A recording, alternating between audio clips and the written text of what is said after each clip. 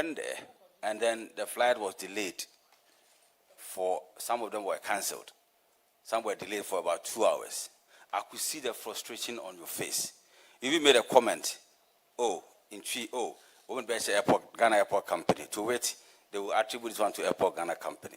So how are you managing the local flight so that the customers will get the service we deserve? Thank you. Thank you. Honorable Chair, the incident that happened on Sunday, for example, there was a cancellation in flight, and so it had ripple effects on the other flights that had been scheduled. Sometimes there are technical issues which the airlines cannot control. There was a bird strike, meaning a bird had hit the aircraft, and so the aircraft had to be grounded and check and make sure that there is no damage with the engine or anything. When such things happen, it's not within the control of the airline, and so the cancellation sometimes is not within their control. Not that I'm advocating for them, but honestly, some cancellations are technical in nature, and it is not within the control of the airlines.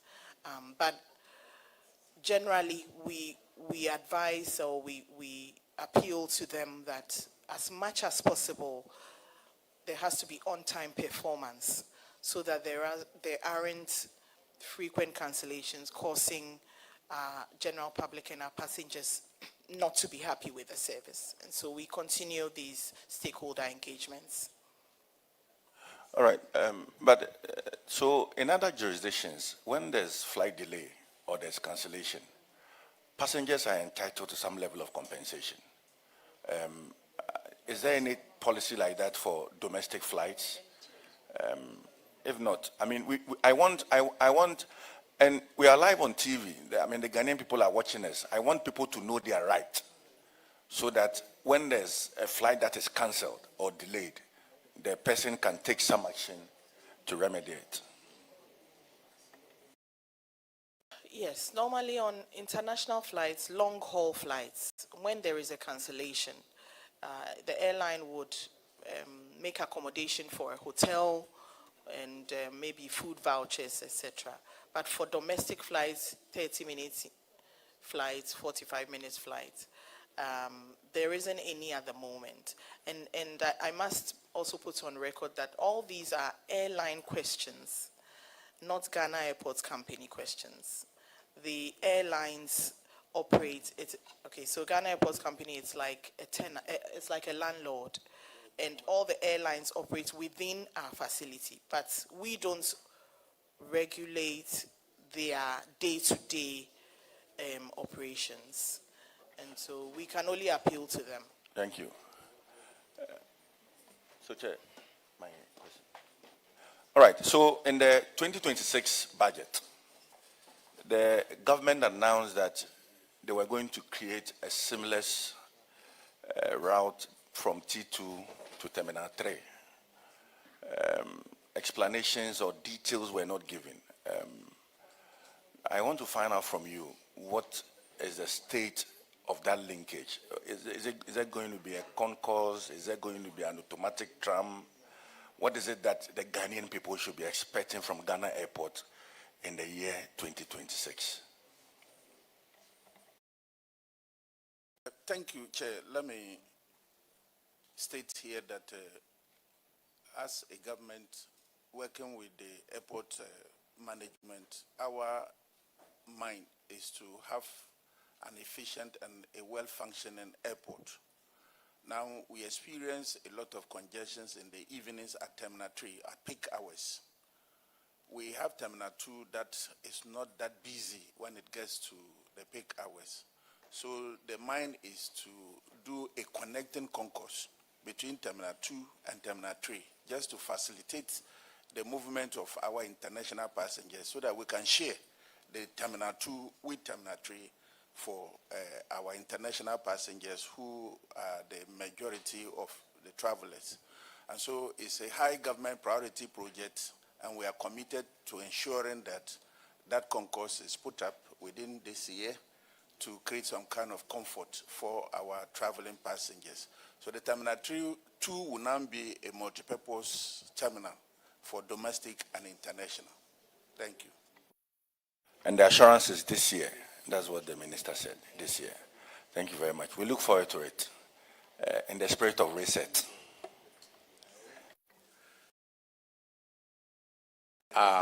Ghana Airport Company, you are discharged. Now let's call Ghana Maritime Authority.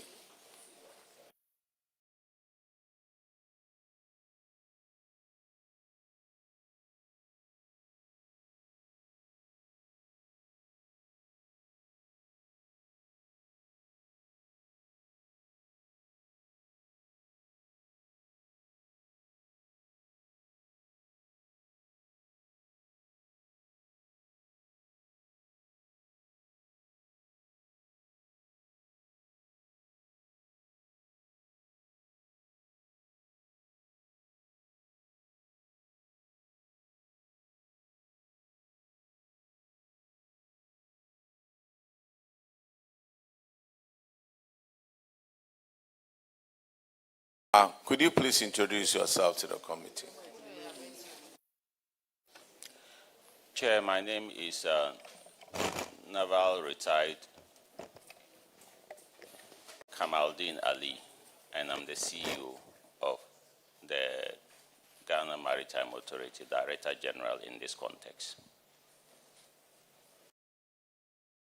Madam Chair, my name is Anthony Mba, the Acting Head of Finance, Ghana Maritime Authority.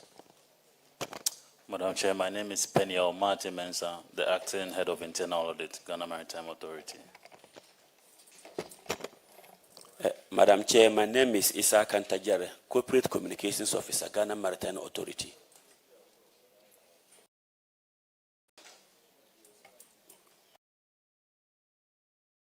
All right, Honorable Akosi Kunedo will go through your financials with you. Thank you very much, Chairman. Minister and DG, welcome. Thank you, DG, we will first be looking at your statement of financial performance, and we would want to be looking at the revenue and the expenditure aspect pertaining to the year 2023. That's what we have. First and foremost, what constitutes your revenue item? Because there seems to have been about 68% increment in just about 1 year between 2022 and 2023. What are the components of your revenue? Thank you, Chair. I will refer that to my Director of Finance. Thank you, Chair. The major revenue item for the Ghana Maritime Authority is one maritime safety charge. A maritime safety charge are charges that are levied against ships to be paid by principals, which are largely foreign-owned ships. The second one has to do with a service charge that we collaborate with Ghana Shippers Authority that we share 50-50 per the law. And the third one is we have seafarers that we train and license to work on ships. So the licensing fee from these seafarers account for one of the major items in our revenue lines. Thank you. Okay, good. I ask this because if you look at the next line item, there is what we term as other incomes. And in the year 2022, you had almost 72 million of that. But in 2023, there was nothing for other incomes. What were the constitution of the other incomes in the previous year that in 2023 had nothing to account for? Thank you, Madam Chair. The other income as reported in our financials are basically exchange rate valuation. So in 2022, you know, the exchange rate was very high in terms of the dollar to CD rate. And as I said earlier on, our maritime safety charges are stated in USD because the principals of these foreign vessels that comes are based outside. So per the law, the fees are in dollars. So if you translate into cedis, then you'll get the higher exchange rate. So the 72 was an exchange gain in 2022. In 2023, we had an exchange loss, so it came to our other side as an expense. How come you had an exchange loss? Is it that yes, a translation of the cedis or the dollars into cedis? So how come you had an exchange rate loss? Or is it that, if I may, so that you don't go far, that you by yourself peg the rate of the cedi to the dollar at the beginning of the year, such that whenever there is a gain or a loss in terms of the strength of the cedi, then that reflection comes in? Is that your contention? I think you are right, Honorable Member. We use... Is it that I am right or you think I'm right? You are right, Honorable. The budget, usually it is based on the rate we use for budgeting versus the actuals that happens on the daily basis on the market. That accounts for the differences. That means in the year 2023, your estimation was that you still were going to have an increase or a depreciation of the cedi, and the cedi started gaining weight. Is that the contention? Rightly so, Honorable. See, some of these agencies are the reason why some record exchange losses. Bank of Ghana shows a rate every day. Then you sit here and say that I have pegged the cedi to the dollar at a certain rate for 3 months, 4 months, even when things are swinging, things are changing. And then at the end of the year, you either record a loss or a gain. Is that the law? That Bank of Ghana shows a rate every day in as much as you want to plan and know you have an idea, a fair idea of the revenues that come in. Is that how we should behave with our currency? Thank you, Madam Chair. I may need to explain myself further. At the end of December 2022, the Bank of Ghana has a closing rate.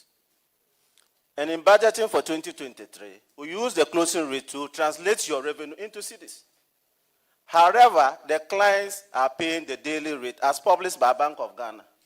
For accounting purposes, you compare what was reported in your budget against what has actually been paid.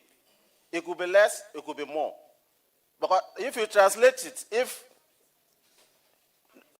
so at the end of 2022, if the rate was 15, January 30th, the rate is, let's say, 12. It is the 12 that the client is paying. He's not paying the 15. But the 15 was what was used to do the budgeting. So when you translate that, it will give you either a loss or a gain. That's what we are saying. We are not charging them based on the rate that we use in the budgeting. But it is the rate that Bank of Ghana publishes on a daily basis that the customers pay.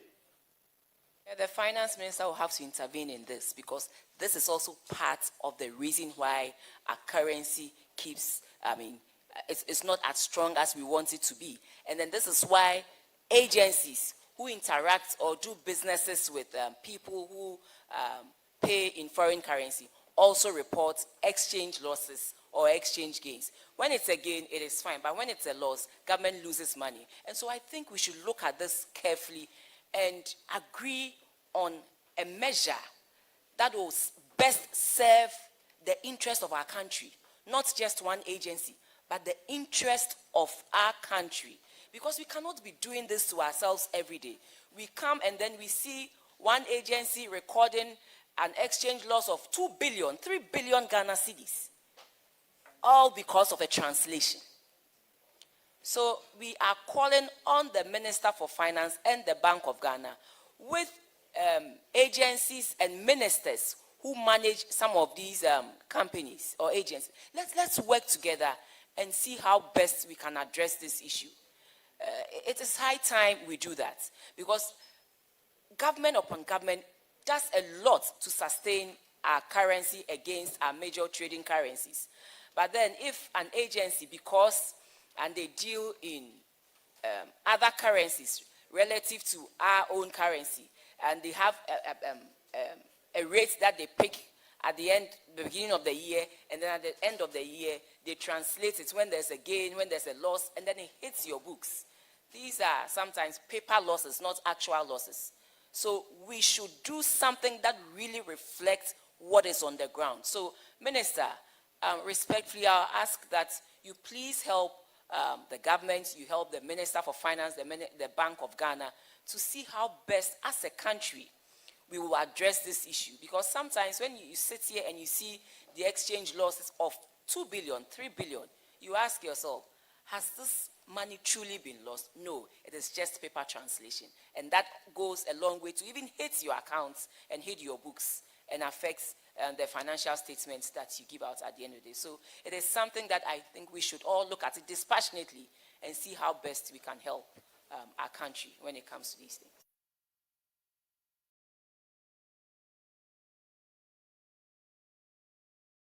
Thank you, Chairman. So am I to take it that your other expenses, as seen under your expenditure, is what you would also term as exchange rate losses?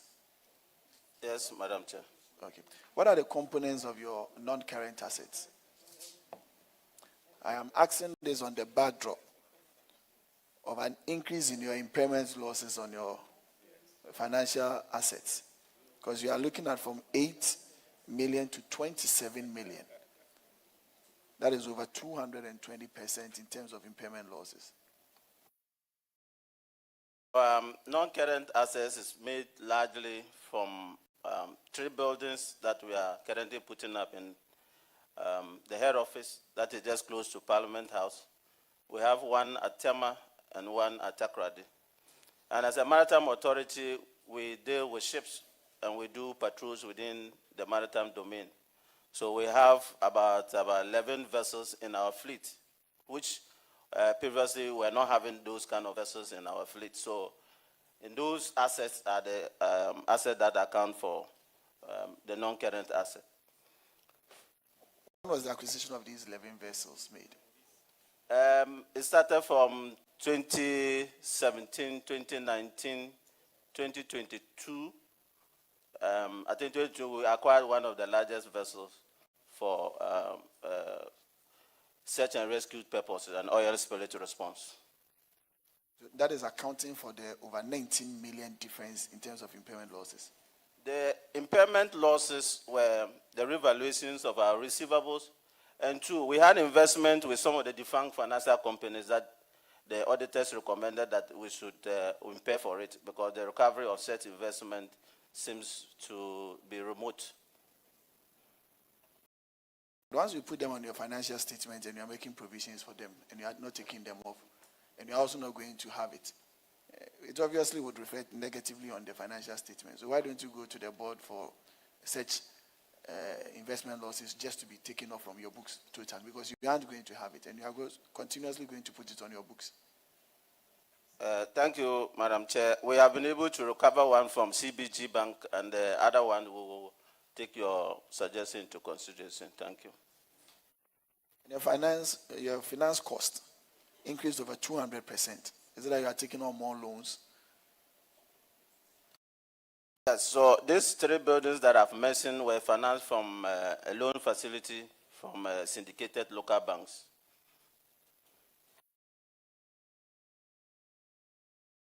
All right, Chairman, I think we are good to go. The current ratio isn't bad.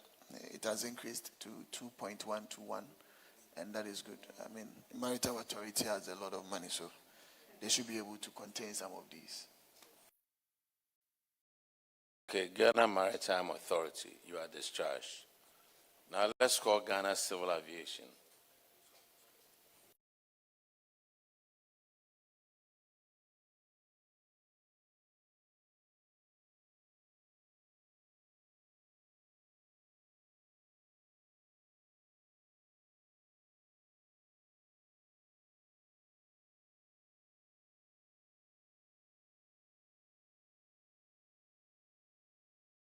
Will you please introduce yourself to the committee? Thank you very much, Honorable Chair. My name is Reverend Stephen Wilfred Arthur, the Acting Director General of the Ghana Civil Aviation Authority. Thank you, Honorable Chair. Thank you, Madam Chair. My name is Theophilus Adonis Ayi Ago, the Acting Deputy Director General Technical.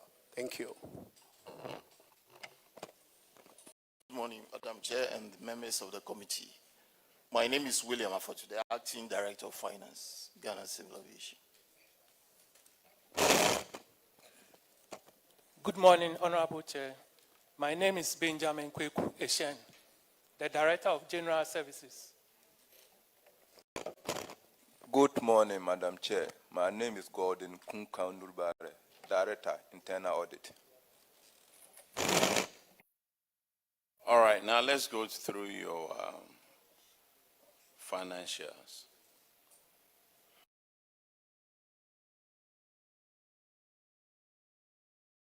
Now your total income increased by 60%.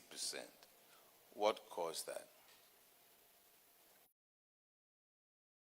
Honorable Chair, with your kind permission, I would permit the Acting Director of Finance to handle this question. Thank you, Honorable Chair. Thank you, Madam Chair. So the increase in revenue was as a result of increase in air traffic over the Accra Flight Information Region, as well as an increase in passenger numbers for the year 2023. That translated into the increase in revenue. Thank you. Your operating losses of 62 million in 2023, what was the cause of that?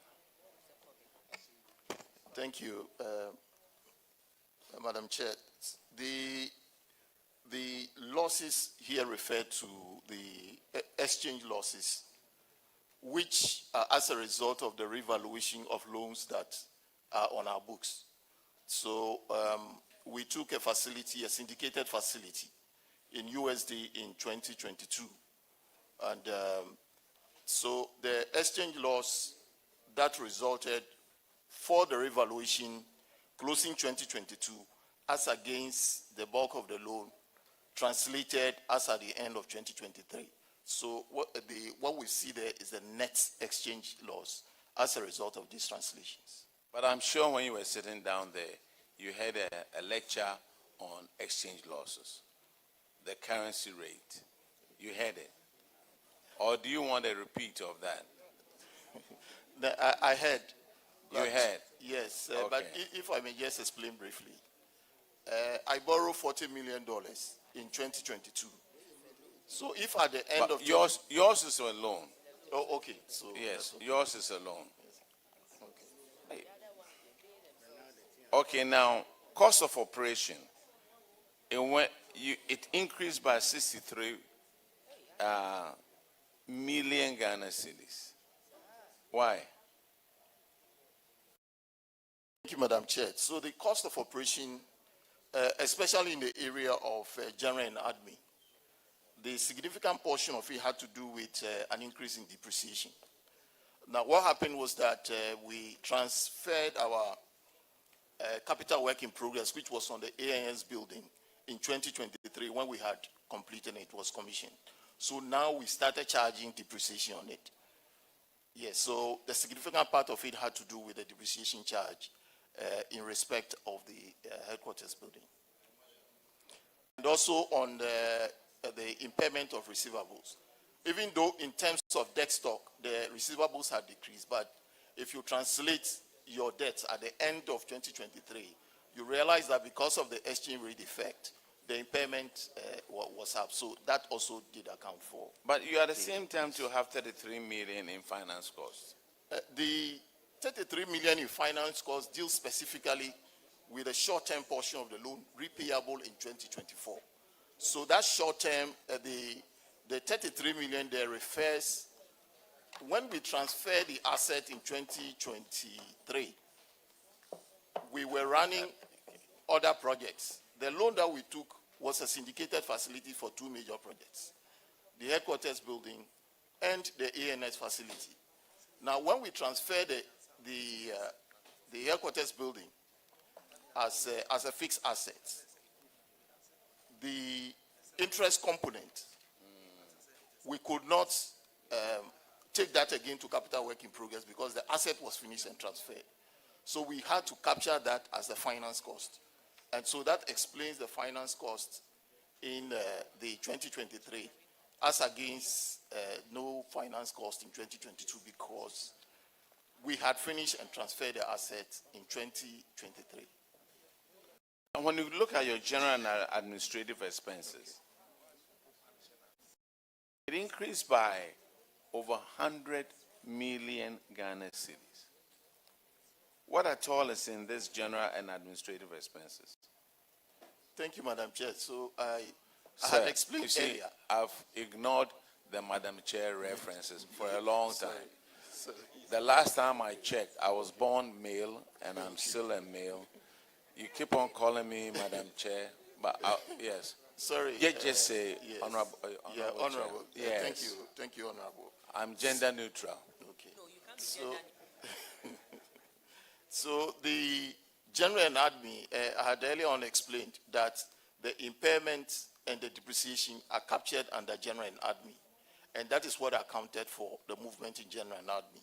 When it comes to the real cost of operation, it just had to do with repairs and maintenance on some of our key equipment in 2023. That accounted for the slight increase in cost of operation. But for the general and admin, significantly had to do with the depreciation and the impairment of receivables. Now, if you look at your current ratio, you went from 3.9 to 1 to 1.8 to 1. Yes, thank you, Honorable. The current ratio actually declined.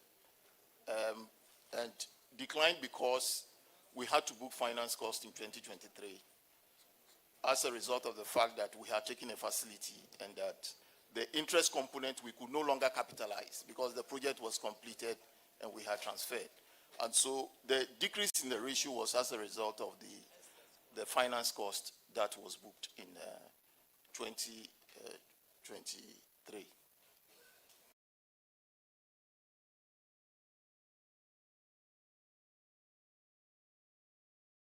I have quite a lot of questions to ask, but I will spare you that. Okay. Let's go to your management issues. Okay. And Madam Honorable Faustina Elekplim Akurugu will go for the management issue.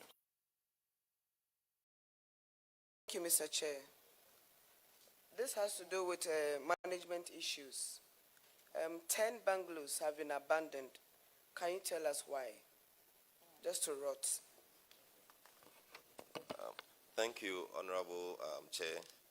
I think that development was duly taken note of, and we must report that we have taken steps by way of the evaluation panel being constituted, and as we speak, some of the bungalows have been awarded on contract, whilst others are waiting for the commitment authorization from the Ministry of Finance. Thank you, Honorable Chair.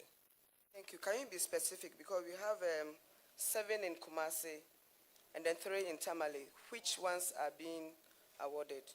So that we'll be able to trace, to know that it's true. Whatever you are saying is true. Thank you. Thank you, Honorable Chair. 2 for Tamale and 2 for Kumasi.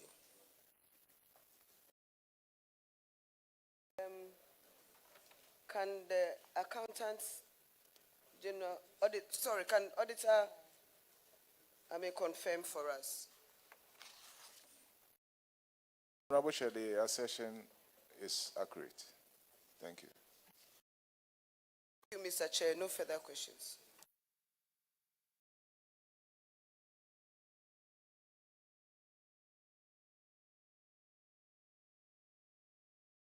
How many of these bungalows have been completed?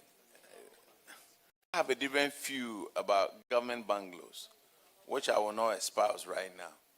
How many of them have been completed?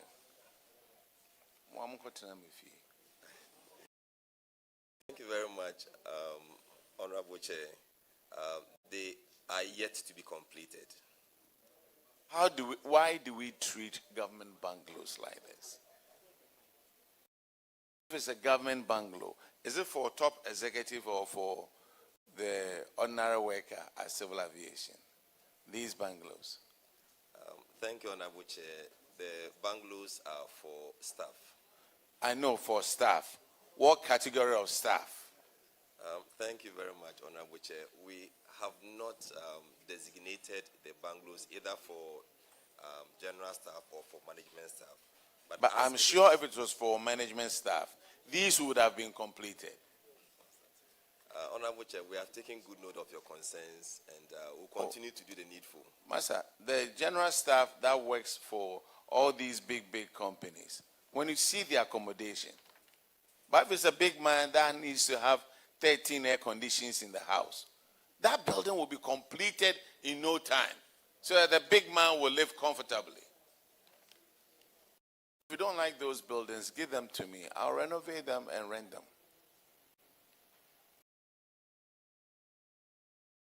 Management, your response was the airport was closed during the COVID-19 period, resulting in a significant decrease in revenue of the authority. Therefore, budgetary constraints led to the inability and authority to locate funds for the repair and maintenance of the bungalows. Oh, so when do you envisage this renovation will be done? For two of them that are in progress in terms of the documentation, hopefully by the first half of the year, and then the remaining will be done or completed before the end of the year. Before the end of the year? Yes, Honorable Chair. Auditors keep note of that, and then if they haven't done it, they will come back. Yes. Okay, so Ghana Civil Aviation, you are discharged. Now let's call Airport Clinic. Honorable Chair, we are very Aviation Social Center is also under you, right? Honorable Chair, no, please. They are on their own, but I think they are part of the Ghana Airport Company Limited Group. So let's call Airport Clinic, please.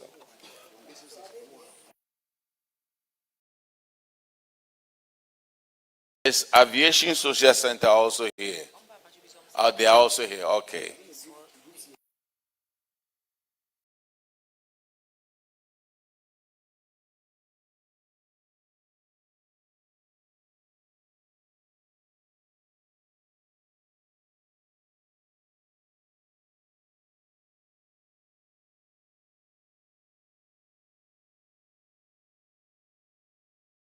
Please introduce yourself to the committee.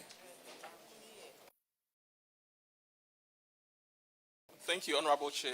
I'm Dr. Kilian Buampong Konam, the Director of Health Services for the Airport Clinic. Thank you. Thank you, Honorable Chair. My name is Thomas Amia, Director of Finance, Airport Clinic. Thank you, Honorable Chair. My name is Bright Edubonsu, Assistant Manager, Finance. Thank you, Honorable Chair. My name is Alex Kisi, Administrator of the clinic.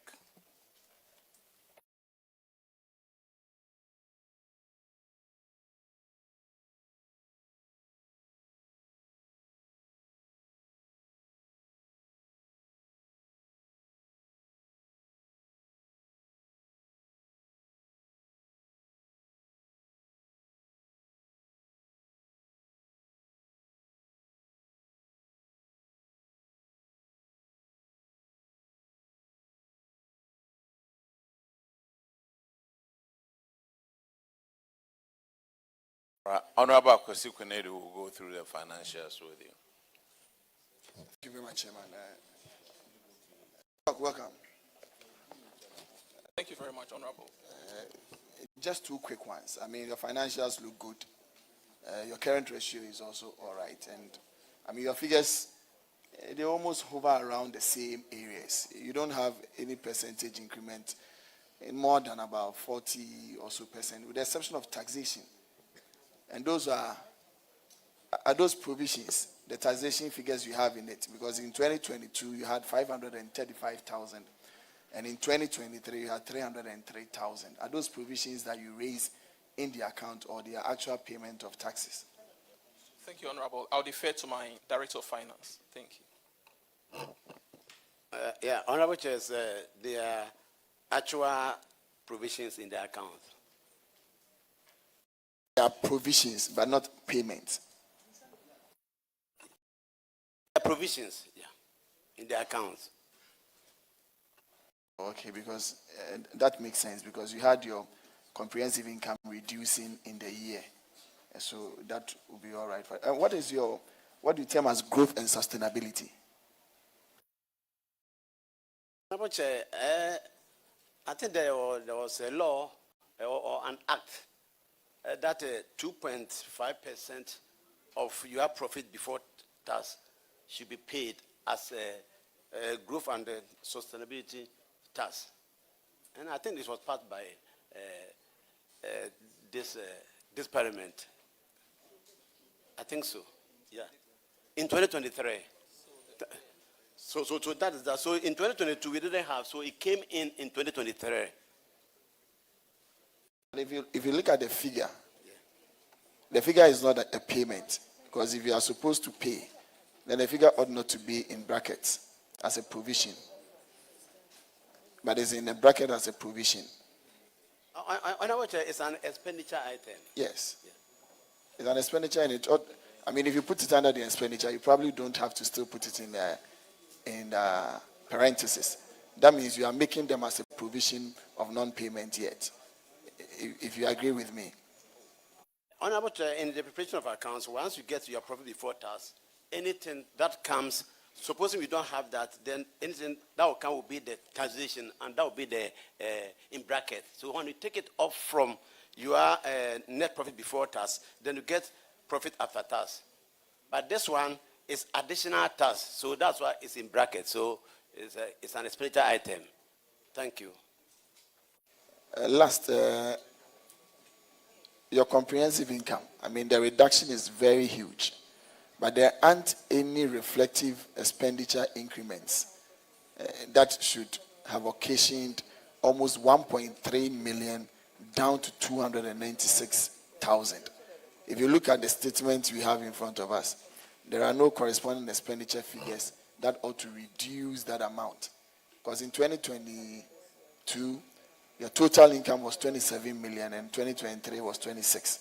Your expenditure was still the same, 25 million, 25 million. So to reduce in that excess, that is very huge. What is accounting for that? So, Honorable Chair, I think if you are looking at, if you are taking them one by one, you will see that 2022, we have the total revenue of 27 million, and the 2023, we have 26 million. But when you come to the expenses, okay, if you want me to explain some difference here, in 2022, we had a COVID testing, and the revenue in the COVID testing in 2022 was about 10 million. In 2023, it was 650,000, and that is actually accounting for the decrease in the actual revenue here. And for that matter, the bottom line, that's the net profit. Airport clinic. Yes, please. A bird just whispered to me that the clinic is going to be pulled down. Where is the new location going to be? Or if it is true? Thank you, Honorable Chair. In fact, we are not aware of this. We are hearing it from you for the first time this morning that our clinic building will be pulled down.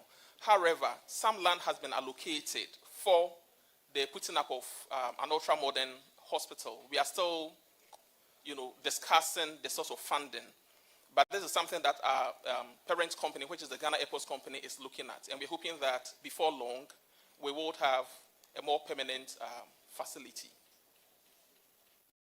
Thank you. But you just said that you are hearing it for the first time. But another land has been located for you. And you'll be building an ultra-modern one over there. So the likelihood of this old clinic going down is already in your mind. And somebody is whispering to me. Then you are saying that this is the first time you've heard about it. Hey. The issue of our airport receiving expansion on daily basis affecting the output of the clinic. So government's intention is to have a bigger facility to be able to serve the airport. These are plans that we are taking. They are not yet at the implementation stage.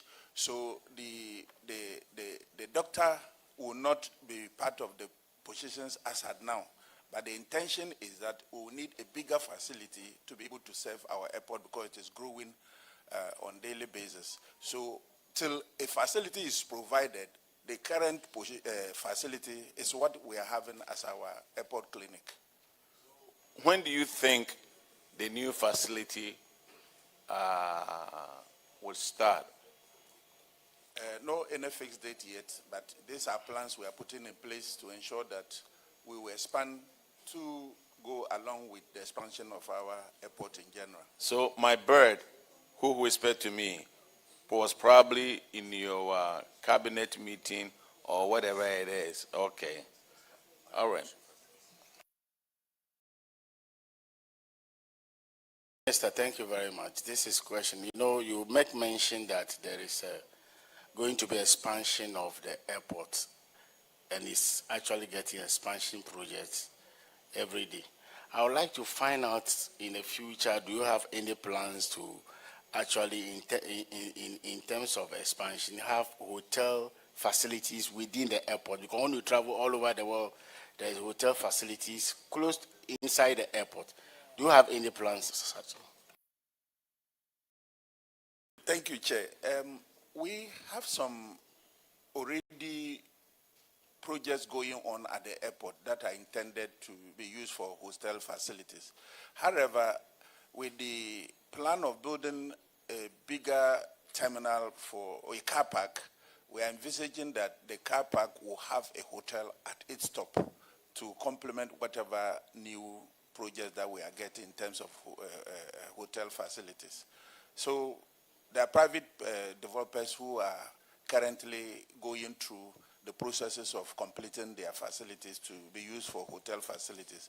But government, through the Airport Company Limited, is also having in mind of having a car park with some kind of hotel facilities included in it.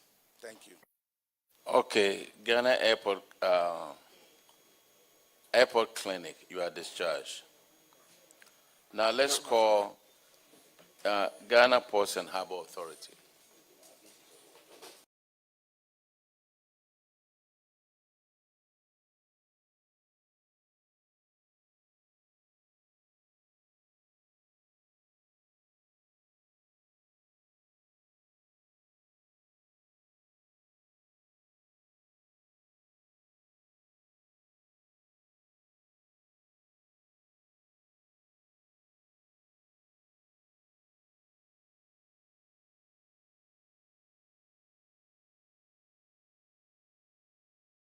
Would you please introduce yourself to the committee?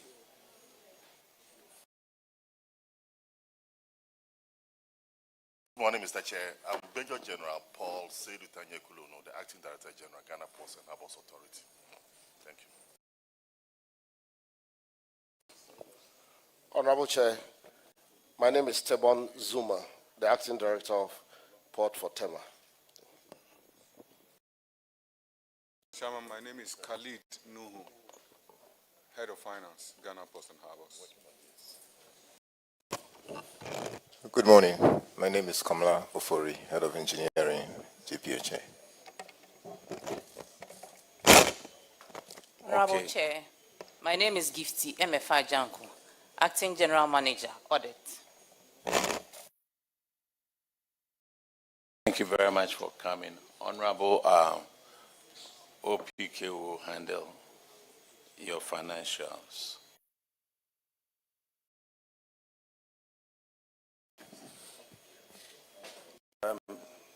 Thank you very much. And looking at your financials, and it indicates a very strong and revenue-generating agency.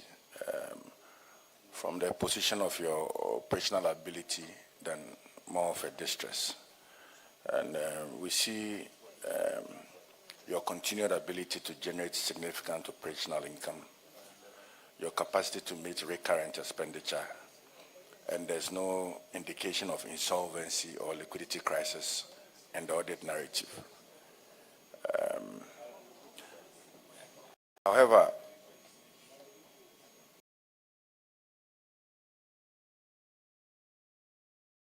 the auditors recommend that you should be held to a higher compliance standard under Act 921, and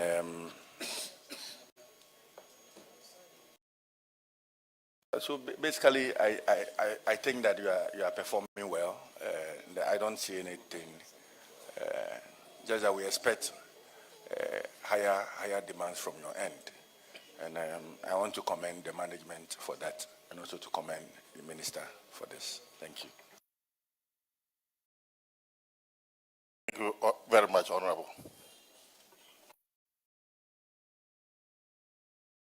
Ghana Ports and Harbors Authority, you are discharged. Thank you.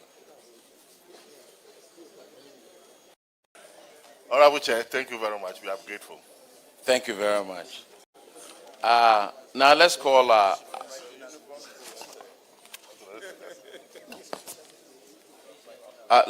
Aviation Social Center, please.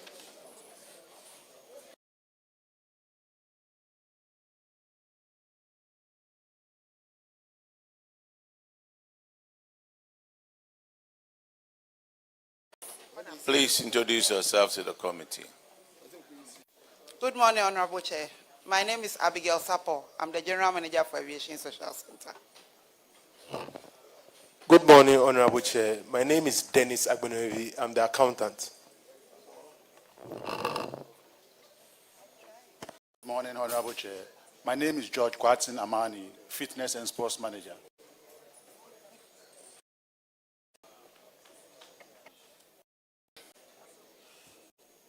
Honorable Frankie Eboa will go through your financials with you. Thank you, Mr. Chairman.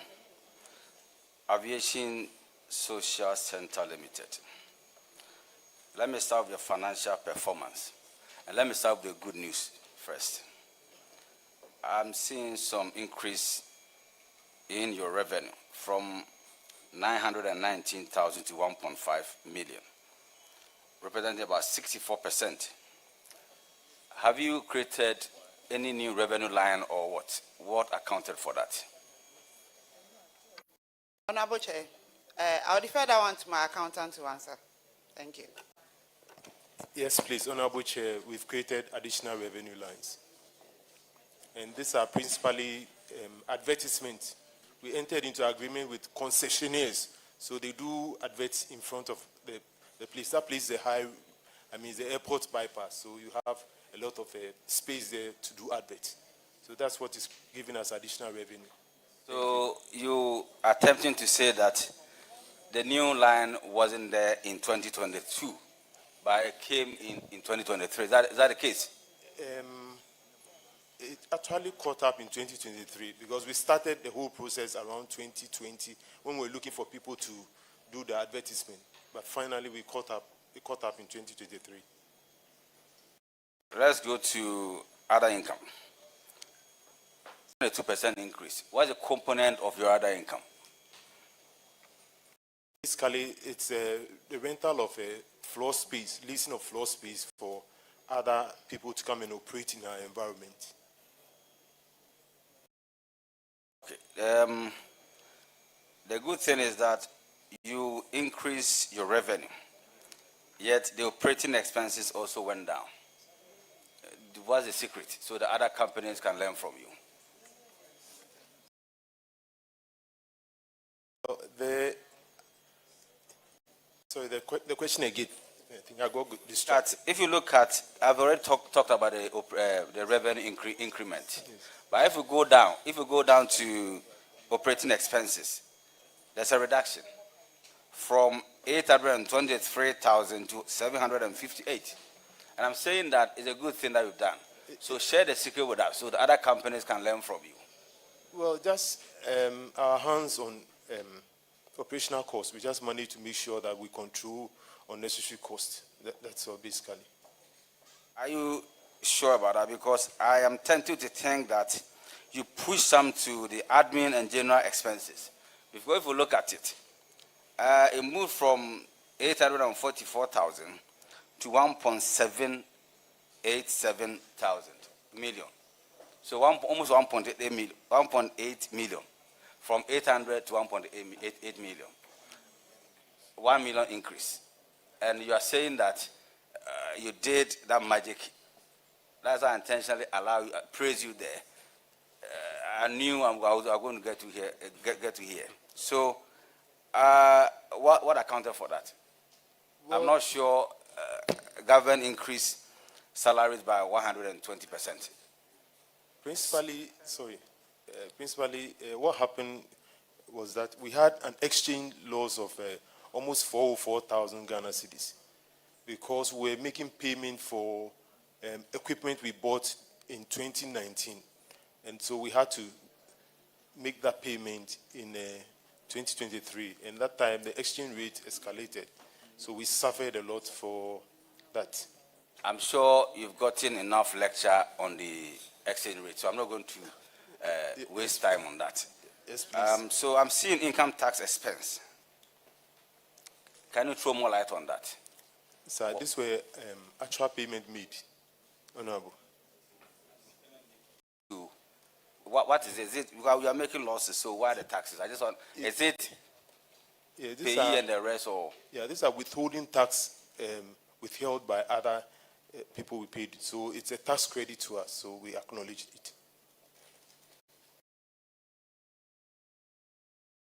In 2022, you made a loss of deficit of 288, and that has increased to 649,000, an increment of 124%. How are you correcting this?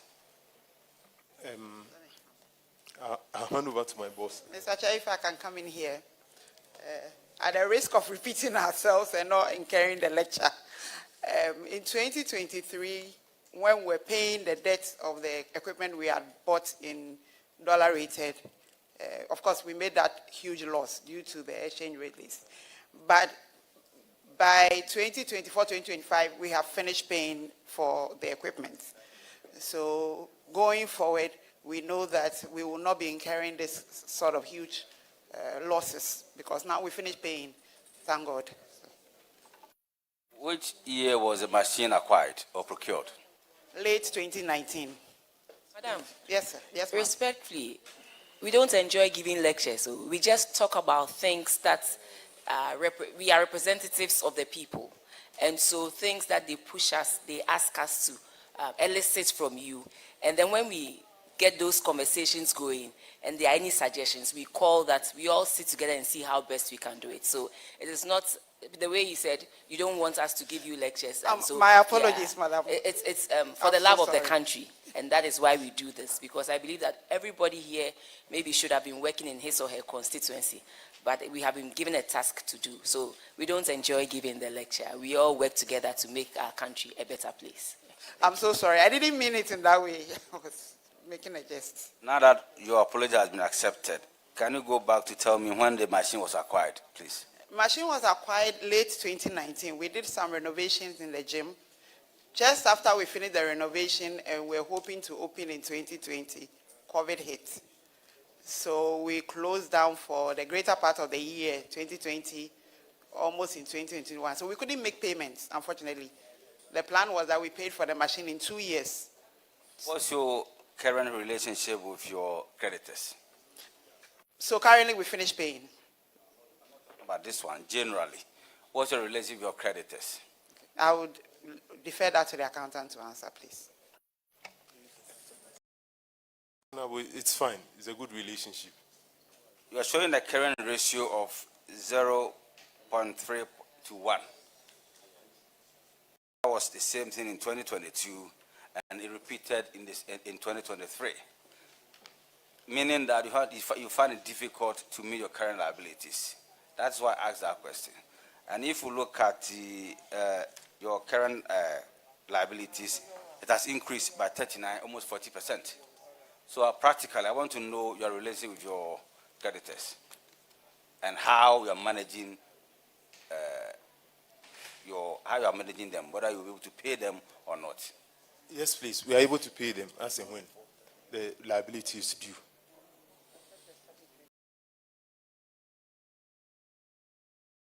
I will advise that you improve on your current ratio so that you'll be able to pay you'll be able to meet your current liability as and when they fall due.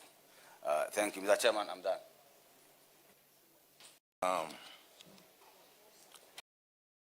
Civil, the aviation center, is that the one by the airport over here that I drive past all the time?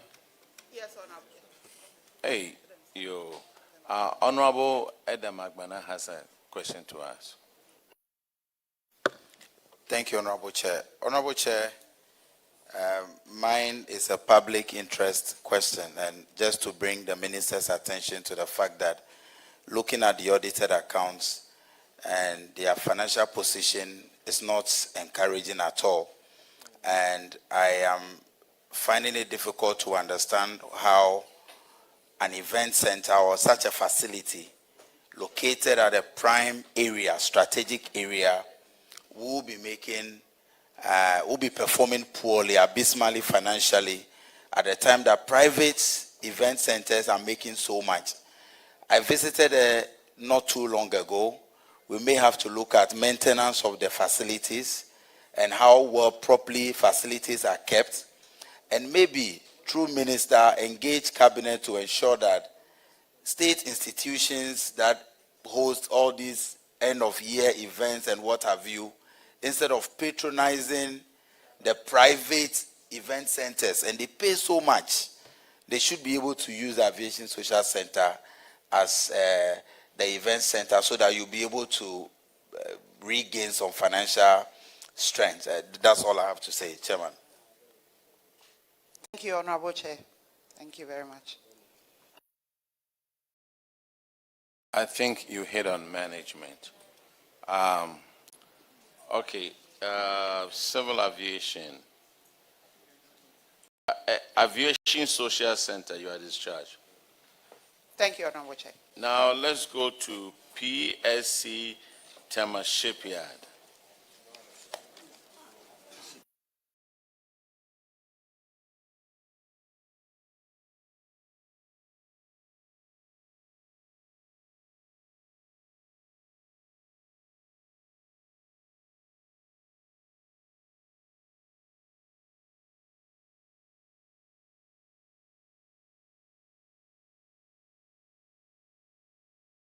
Please introduce yourself to the committee.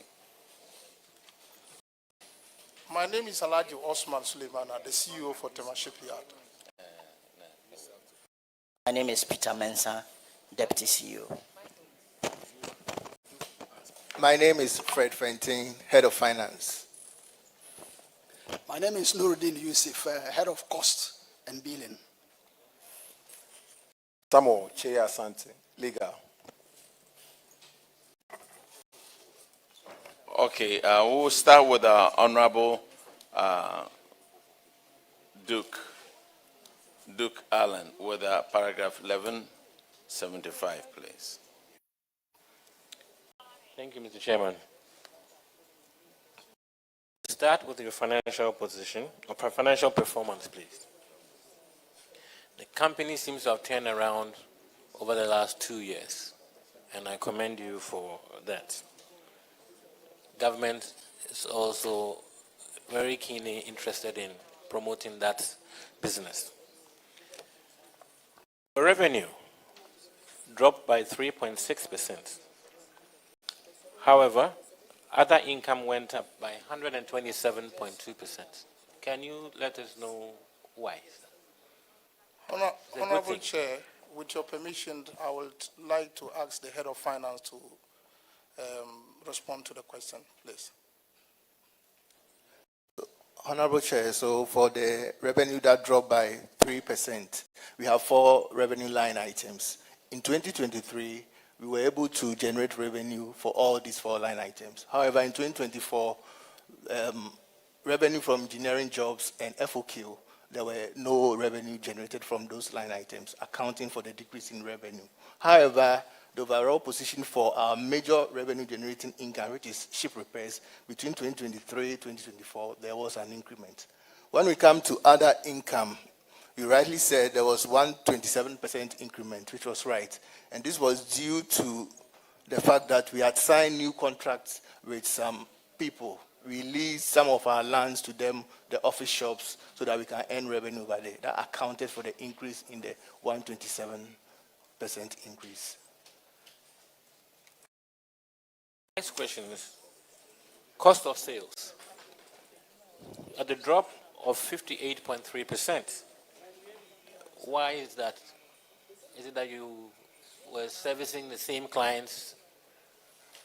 Because cost of sales is to bring in new clients. So can you explain why your cost of sales dropped? So the main reason is we load our staff cost at the cost of sales level. And 2023, there was rationalization of the staff in the sense that we have offloaded the workers to subcontractors. So we pushed that staff cost to the subcontractors. Hence, we saved a lot of money over there. That's why there's a drastic reduction in the cost of sales. Okay, so that helped with your bottom line because your profit was up 83.9%. So you are outsourcing your technical experts to companies. Financial position. Total assets also grew by 39.1%, and your current liabilities dropped by 37.3%. Can you explain, please? For total assets, the main increment was due to increase in trade receivables and cash equivalents. In the case of the current assets, we paid a lot of our creditors, so payables were reduced, leading to the drastic reduction in that area.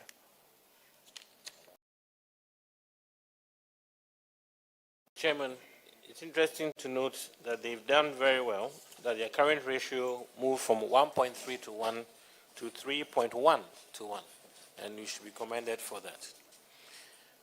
One question I have. What steps did you take in 2024 that would help your bottom line in 2025? What major steps did you take? What initiatives did you take that will help in 2025 performance? So generally, we were very cost conscious. Overall, we were very cost conscious. And as I really said earlier on, we have moved most of the staff to the contractors, the subcontractors. So labor costs has reduced drastically. And this, we hope it will increase the performance for 2025. In fact, we have performed well. I read somewhere in the news that the government of Ghana was partnering Malaysia to build ships and do some fabrication. How far with that arrangement or partnering? Well, it has not come formally to the attention of Shipyard itself, and the board is being constituted. Interested, strategic investors, when that becomes necessary, obviously expression of interest will be made known to the general public. But it has not come, it's just at the preliminary stages.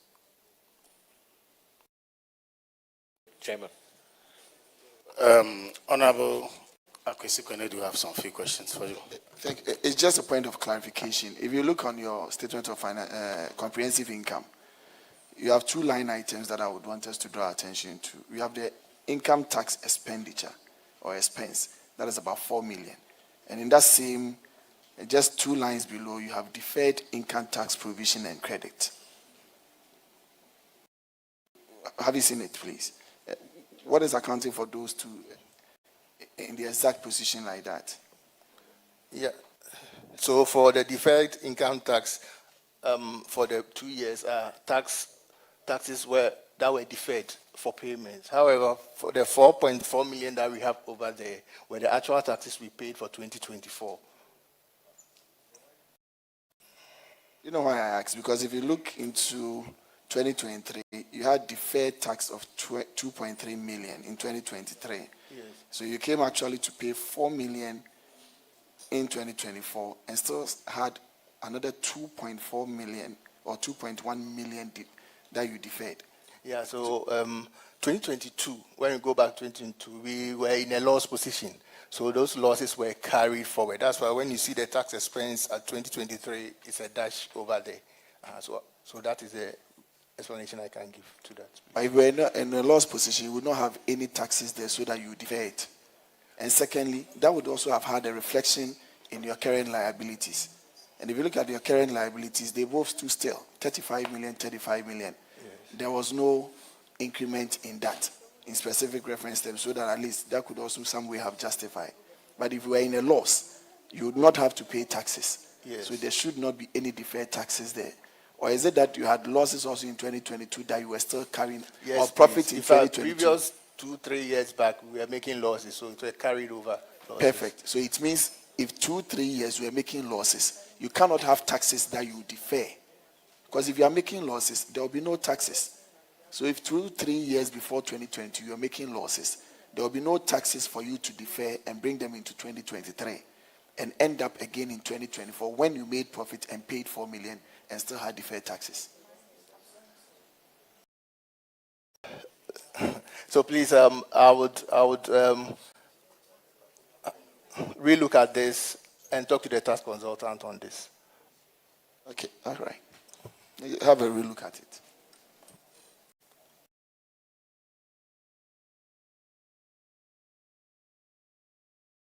Okay, the next infraction is from Honorable Cletus Depala. Thank you, Chairman. Yes, Dombo, I'm from Dombo's hometown. You do only 14% there. Honorable Chair. Did you say 14? Yes. They have to come and do a lot there. Anyway, Chairman, this infraction has to do with some enforcement. Two of your customers defaulted. There was a court enforcement that you recover some money to the tune of 470,000 United States dollars. Can you explain what you've done so far in terms of recovering this amount? Honorable Chair, with your permission, I will refer this to the legal officer, Mr. Asante, to respond to the committee. We have filed the processes in court to have the matter continued. For one of the first of it, we are going through with it. We are at the stage of hearing the matter, and virtually we will say we are in course to make sure that we enforce the debt.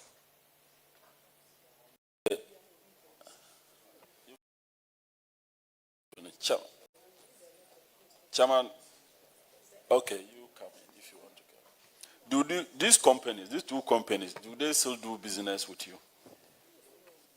No.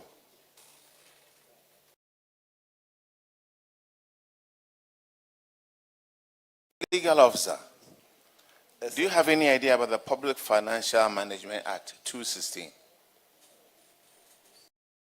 Yes, I do. Section 91. How long have you been, dilly-dallying with these people for 470,000 US dollars? So there was a form of a settlement agreement with the company, and they were looking up to it that they could make the payment in installments, but at a point it was defaulted. Then Counsel, with all due respect, that wasn't my question. How long have you been playing around with these people? So the case with the last of activities was in 2023. Then in 2024, the legal officer then commenced with the process to enforce it. But why can't we enforce it? The court ruled in your favor, right? There is no conclusion yet for one of them. But for one, there was a settlement agreement, and we are taking steps to enforce it. The settlement agreement, for how much? For about $240,000. Why can't we enforce it? So we've taken steps. An entry of judgment has been filed. We are taking steps to ensure that leave is granted by the court. Then we can attempt settlements. We can attempt enforcement on the companies. Minister, on the Public Financial Management Act 2016, Section 91, it says collection and receipt of monies due public corporations. The board of directors of a public corporation governed by this act shall ensure the efficient management of financial resources of the public corporation, including collection and receipt of monies due to the public corporation.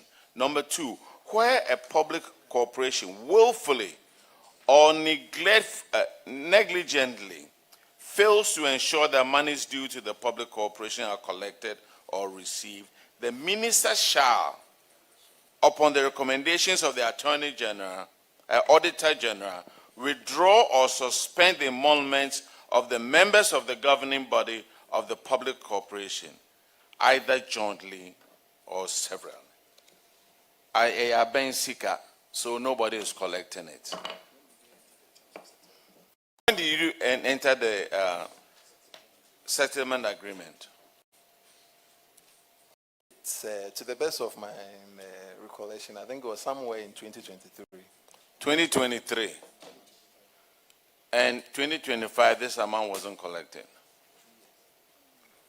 So the arrangement was that money should be paid by installment because as at the time the service was done, the company could not pay shipyard. So in the course of time, they defaulted in the payment of the installment. Did they have any sureties? Yes. Why don't you fall on the sureties? That's why I said we are taking steps. We filed the entry of judgment. When? How long? We've done it. We are in court now, sir. How many of the installment payments did they make? I don't have it off record, sir.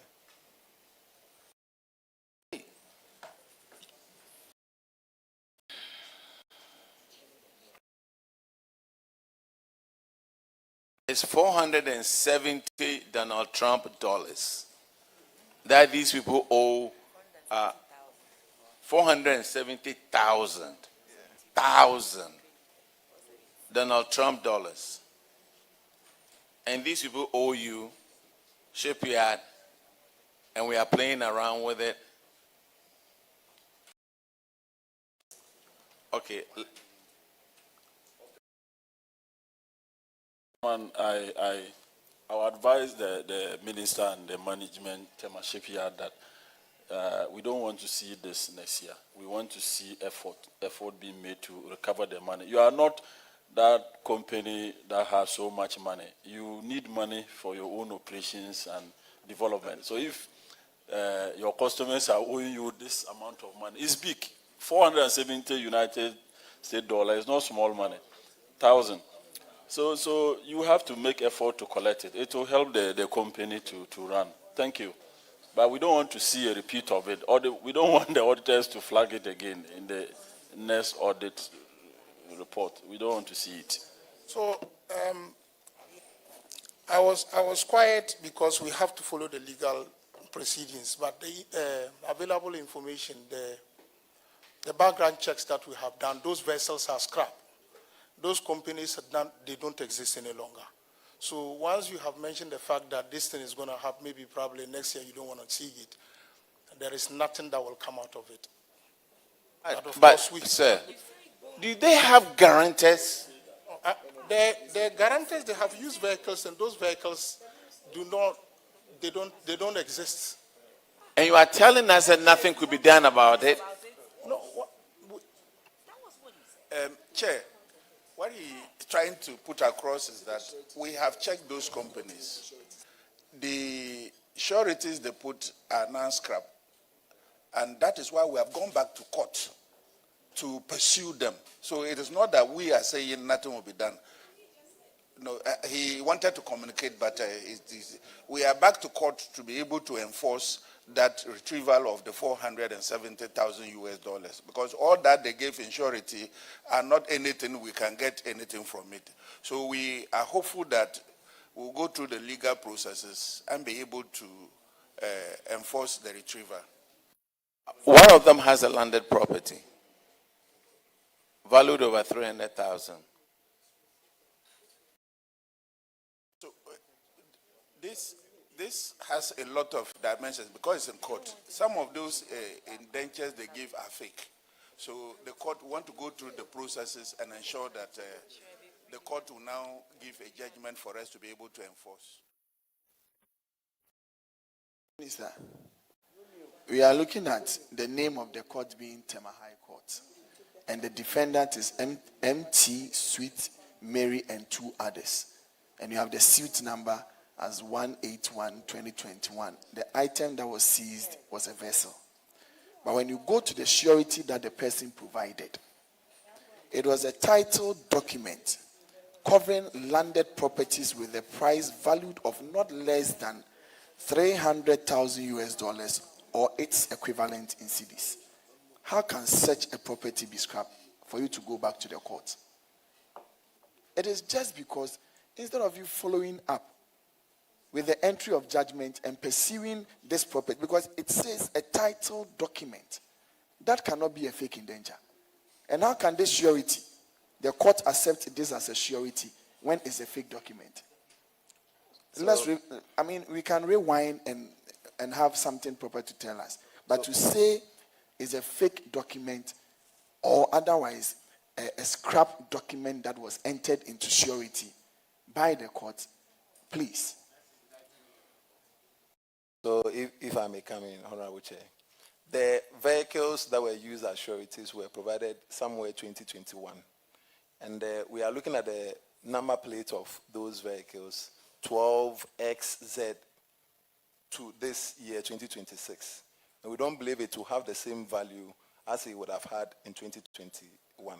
That's for one of the cases. For the other, I'm finding it difficult to give the full reasons why it might be difficult to fall on the land, because it might be an opportunity for the defendants to now arm themselves with that information, to use it as a challenge or a means of hindering our process in court.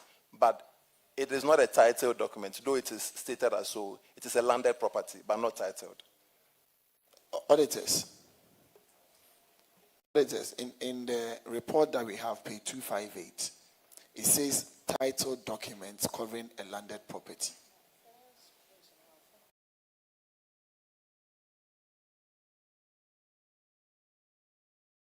Liga, have you cited any of these documents? I have. That is why I speak to it in that form. And when you look at those documents, you say they are not titled documents to a land. Honorable Chair, I want to plead with this committee, since we are in court on this issue, if you could allow us to not to go deep into it so that we can use the legal processes to come to an end. He says the documents were not titled documents, and that can be used by the defendants in these matters to hinder their processes. So I was only trying to confirm from the auditors, because they would obviously cite documentations before they do these reports. So if they would request to go back and come, no problem. But at least we also have to ascertain for ourselves what these reports carry to us.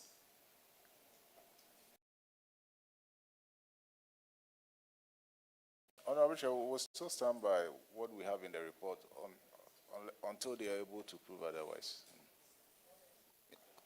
You see, that is why we sit here. We want some of these confirmations, because you see, it is our duty and your duty. It is our duty and your duty. It's just that we just have to be following up on some of these things. At times, even going for the leave of court to establish some of these things for enforcement and the rest, we find them as cumbersome and we just leave, trying to do background agreement. Liga, please. I just want to give the expression of titled document.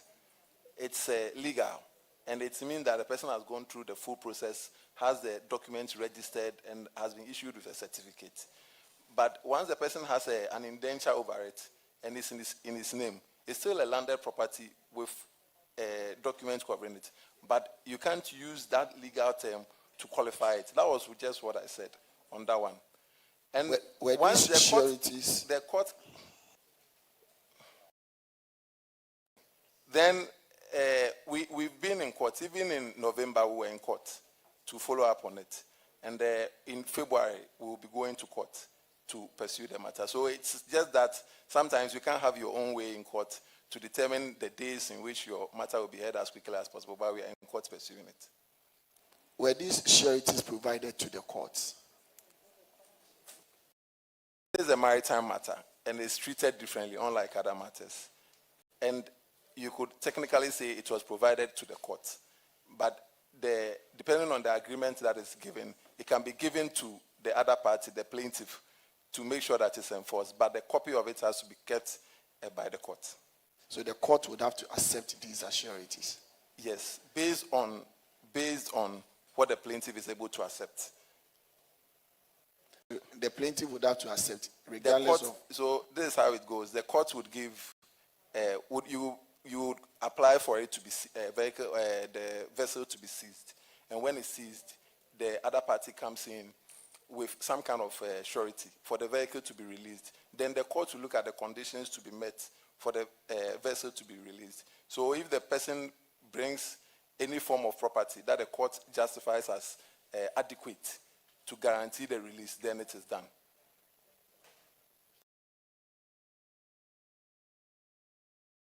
The next infraction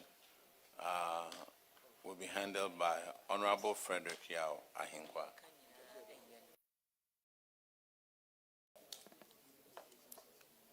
Thank you, Chairman. This infraction has to do with unpaid Senate penalty to a tune of 82,067 Ghana cedis. The auditors noted that the company owed Senate a total amount of 82,267 in respect of penalties on unpaid and delayed contributions as at 31st August 2024. Management said they had contacted Senate on the issue for reconciliation. Auditors recommended to management to take steps to reconcile with Senate and settle any amount determined as the penalty to prevent interest on unpaid penalties. This is a response of management. The penalty date back to 2009. However, they have contacted Senate for reconciliation of this issue, and the report will be available for verification. My concern here, I think this report here is on boards and then the corporations. We've seen a lot of distance, and it's like it's becoming a rampant in the phenomenon.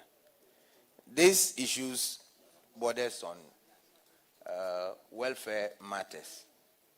If somebody serves this nation and the person retires, I believe afterwards the person should earn something. And these stipends are what are accumulated and given to the person. So what may warrant that you deduct monies, and these monies are supposed to be given to Senate for Senate to invest and pay workers out of that, and then you deny them this. What is the problem? I want to know, because it's just recurring. We have had a lot. If you look at the report on paid penalty. How do you want Senate to pay the workers? Comment on this and let's move on. Honorable Chair, and the view that you hold, that is the view that everybody, every Ghanaian and every taxpayer holds. When this matter was brought to our attention, we settled that outstanding bill. And I just want to assure the House that these infractions will not be repeated. Auditors, per your report, you stated that the penalty, I think, started in 31st August. They are also saying, management is also saying that it started back to 2009. So why the discrepancies?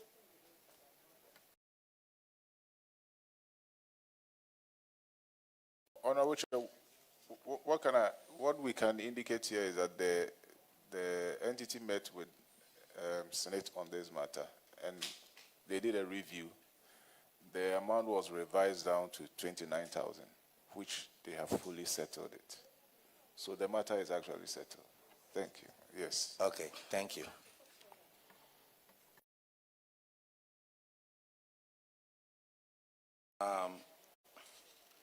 The next infraction is on paragraph 1197. And that is non-performing investment.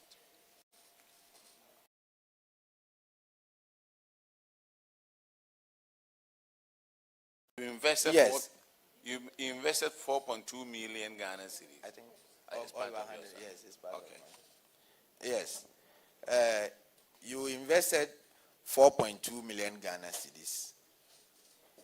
And then as at 31st December 2024, this investment has reduced in value by 773,792. So this whole figure has reduced to 3,426,000 Ghana cedis. I believe when investment is done, at least investments are done for profit or an increase. Even if nothing is done at all, maybe the increase should be in a decreasing manner, but not to affect the entire or the principal investment. So something is bothering my mind. What is the cause? What has led to that sharp decrease? Because you have invested and you're supposed to yield some profit. And this is the reverse. What is the reason? We would like to know. Honorable Chair, the information we gathered, it was as a result of the domestic exchange problem. You know, you had some financial crisis around. But I can confirm to you, as at even October, the value has appreciated to the value of about 5.2 million. And as at yesterday, yesterday when we checked, the value stands at 5.9 on amortized value, but with the market value of about 5.4. If we want to redeem it today, then we should be taking about 5.4 million.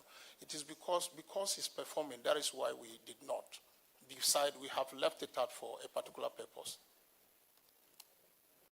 So the money is still at the bank.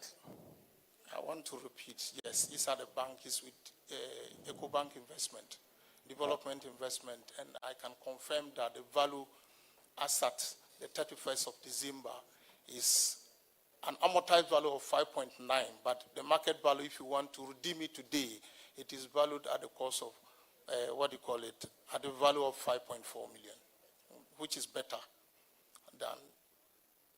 Auditors, can you confirm?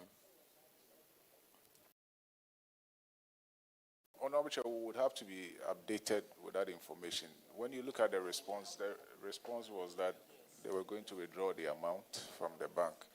In fact, I can just present a copy to They the are giving, auditors. yeah, so once they have decided to maintain the amount in the bank and alluding to the fact that the value has gone up, then they would have to provide those documents for us to be able to verify. Do you have the documents? I have it on a soft copy. I don't have it.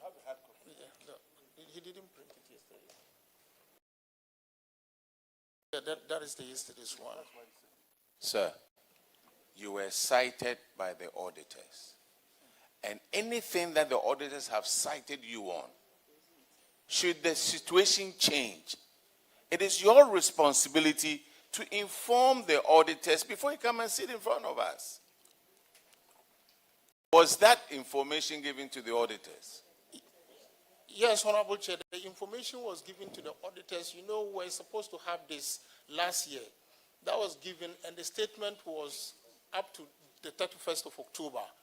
Now, we now have the current one, which yesterday they had sent it, and that one was not printed. That is what I said, the value has now increased. So it is what is concrete. The evidence is there. We can print it out or and give a copy.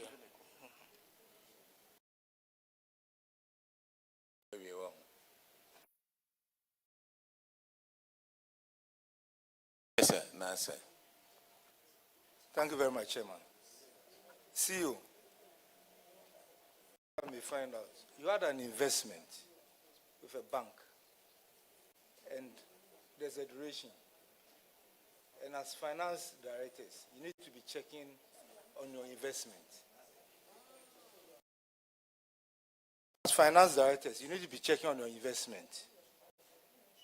And instead of your investment appreciating, there's a reduction.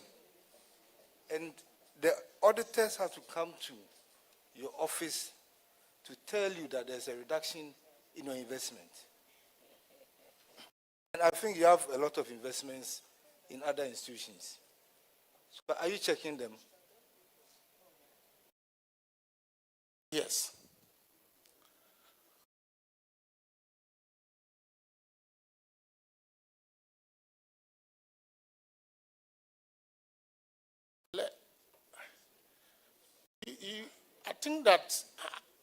I think because the question you were asking me at that time, I wasn't there.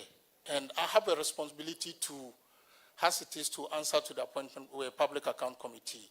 What we are saying is when the infraction happened, when the recommendations were made for us to redeem that particular investment, even at that time, I wasn't there. But the report that the reason why they did not redeem the investment, when they went in, it has started appreciating. And what accounted for the reduction was due to that is the impact of the domestic exchange program. They even went ahead. They went ahead to redeem that, and they could not even get the money. They could not. That is the information that I got. I don't know whether that was the information that I got. I follow up with my finance director. Mr. Frederick, can you? CEO, let me ask you, sir. You said you were not there. The financial officer, was he there at the time of this investment? The financial officer wasn't there. He wasn't the main person. Who in the company was there when this investment was done?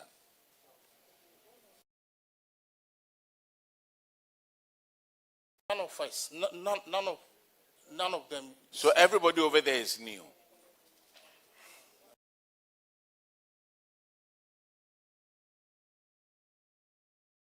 Chairman, when the audit report came in, we decided to revisit the issue by getting back to the bank.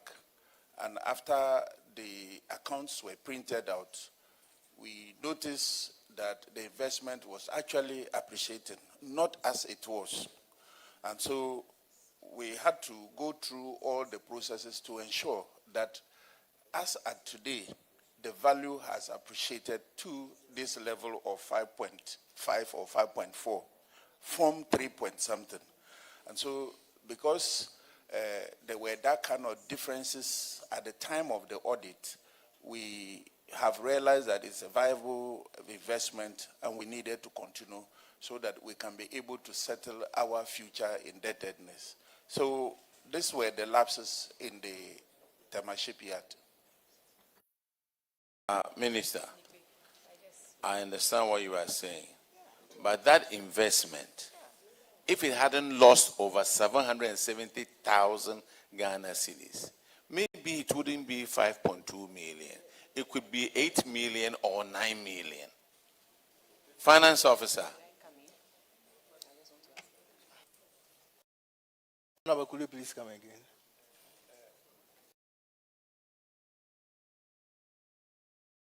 Please.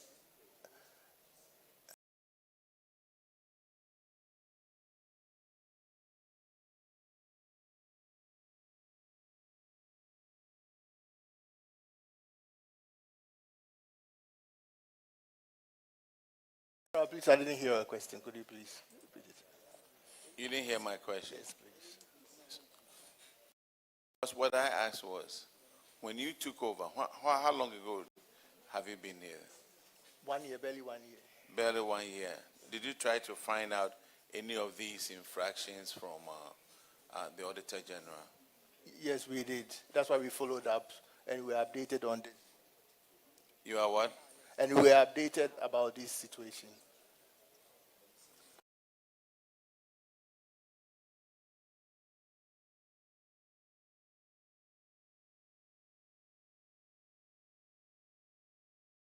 The next infraction is from Honorable Edem Agbana, and it's on paragraph 1202. Thank you, Honorable Chair.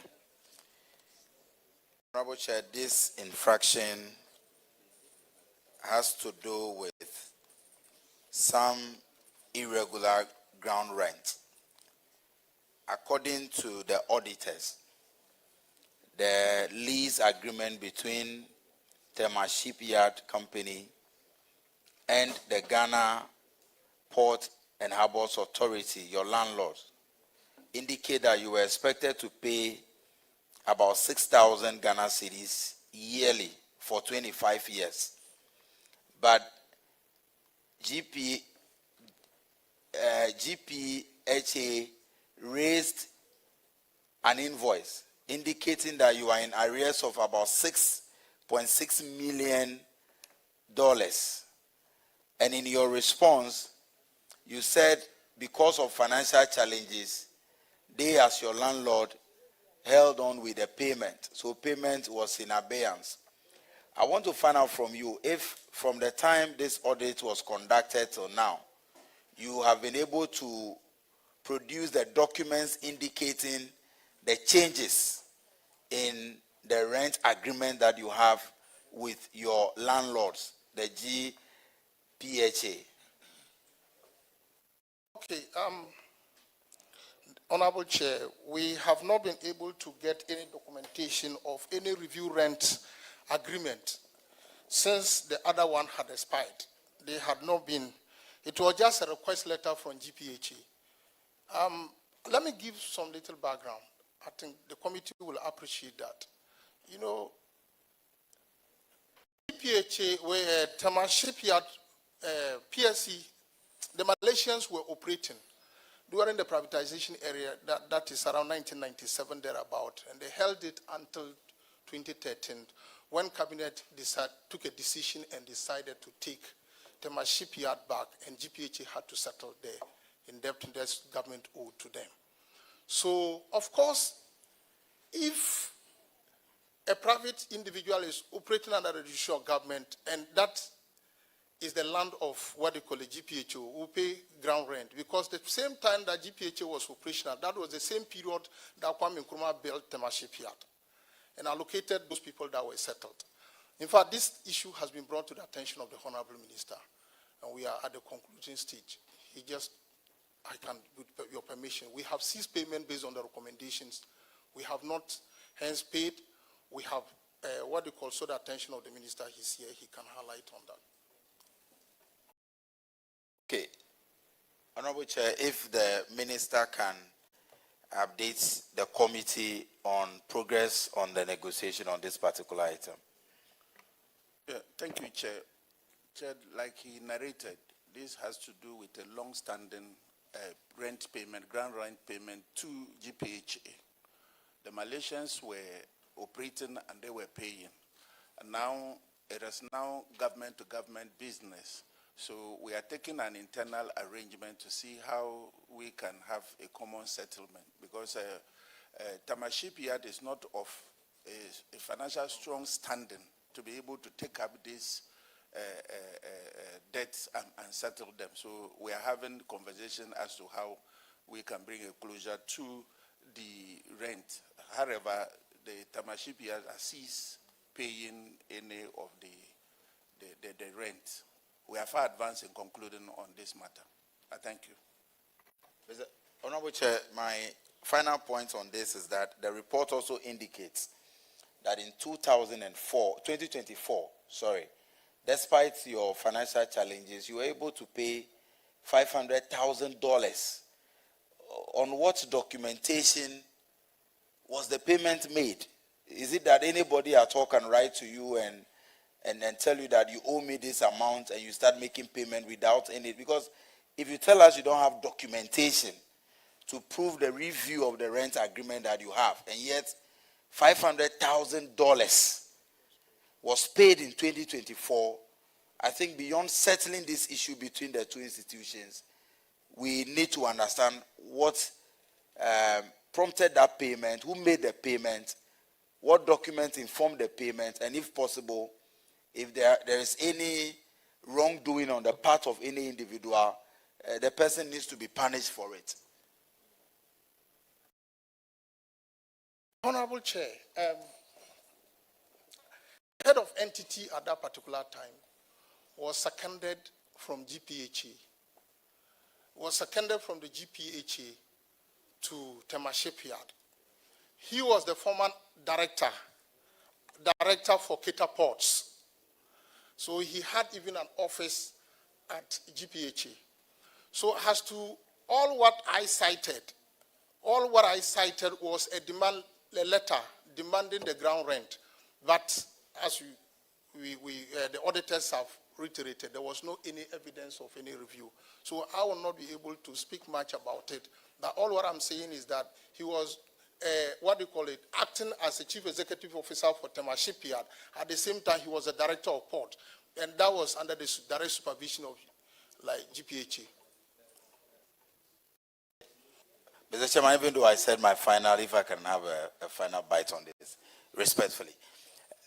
Honorable Minister, the revelation from the Director General MD, Chief Executive Officer, I think that these are serious issues, because if a staff on secondment from GPHA is the one making the payment back to GPHA, there are also issues of conflict of interest.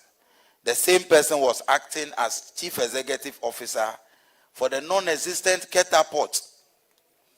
And then these are very serious issues that I think we need to get into the issues and get him to answer.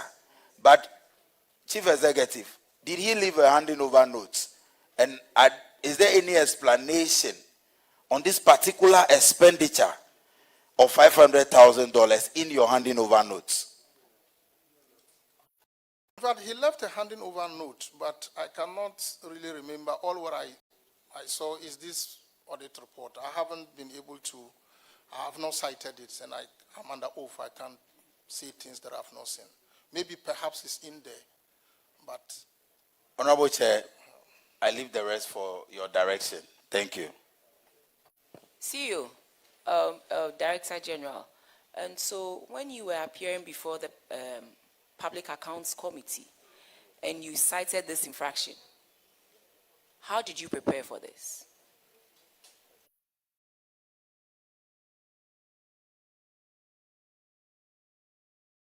Like earlier on said, it was brought to our attention, and we are having a discussion. It was a payment for government entity to another government entity. And because it was cited or it was stated as indebtedness to Tema Shipyard for rental payments, we have to sit and negotiate or iron it out with the two sister institutions so that they can continue to work together. But we will say that we are far advanced at the areas that Tema Shipyard will be able to have the leverage of no more paying any ground rent and be able to do some work. It's about the payment of the $500,000 US. And he said he's not cited anything, he's not seen anything, there was nothing in the handing over note. And I'm saying that this infraction has been in the reports for the whole of 2025, for at least from June 2025 to date. And you were coming here. Whether you've been in the office for 2 months, 1 month, we've had people who had been in office for 3 months or less than that. They come and they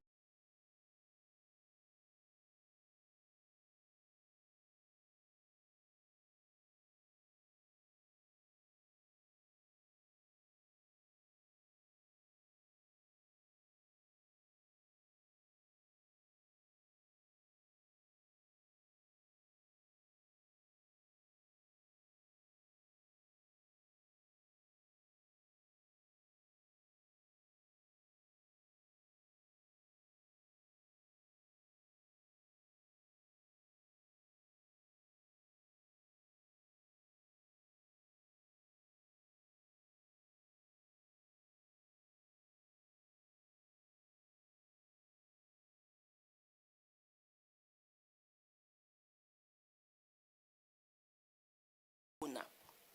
Because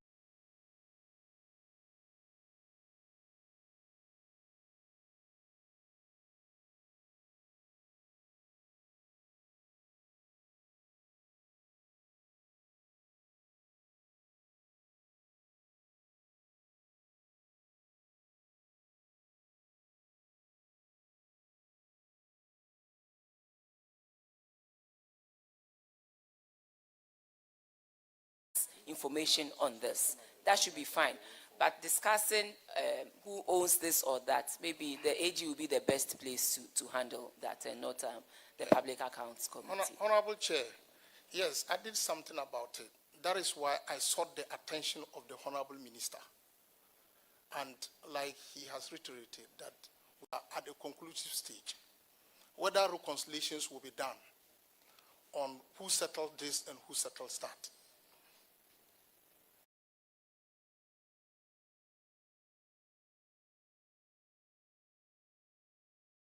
And also, I'll be grateful if you can furnish the committee with documents.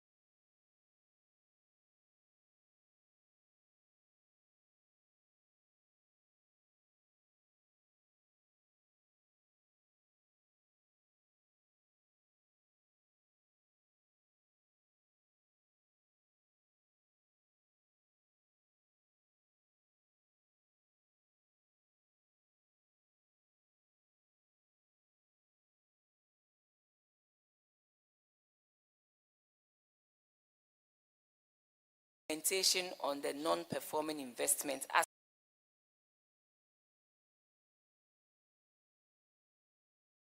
handle that. Thank you.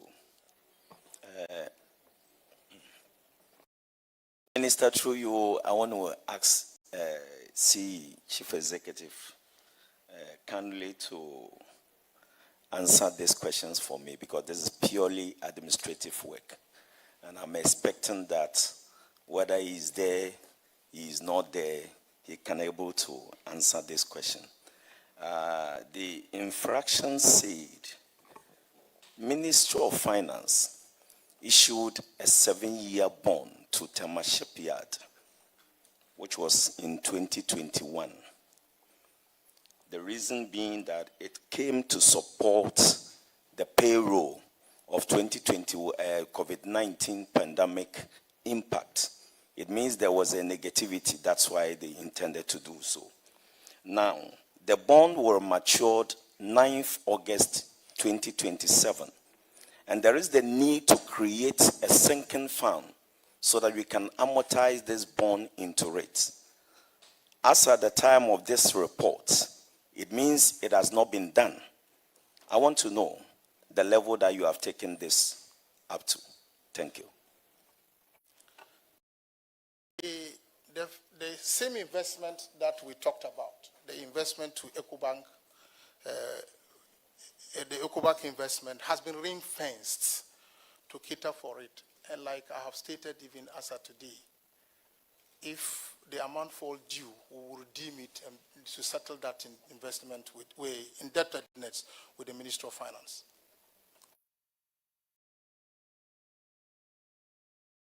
Chair, I refer back to you. No further questions. CEO, let me go through this process with you. You were supposed to establish and maintain policies, procedure, risk management, internal control systems, and governance and management practices to ensure that the public corporation or state-owned enterprise and its revenues, resources prudently and operate efficiently in accordance with the objective for which the public corporation or state-owned enterprise was established. The next paragraph. When they issued you this one, you are supposed to establish a sinking fund to pay off the bond upon maturity in 2027. Have you set up the sinking fund?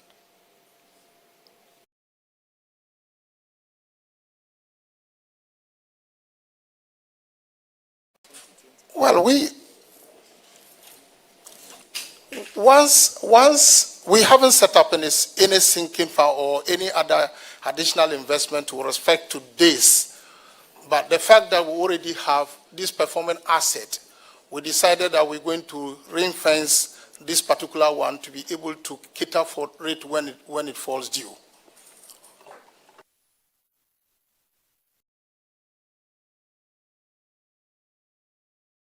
Sir, look at paragraph 1210. The Ministry of Finance issued a 7-year bond valued at 4.9, I think it's million, 5.9 in favor of Tema Shipyard in 2021 as payroll support to the company following the negative impact of COVID-19 pandemic. We noted that although the bond is expected to mature on August 9th, 2027, the company has not set up a sinking fund to amortize the bond. Have you set up the sinking fund to amortize the bond?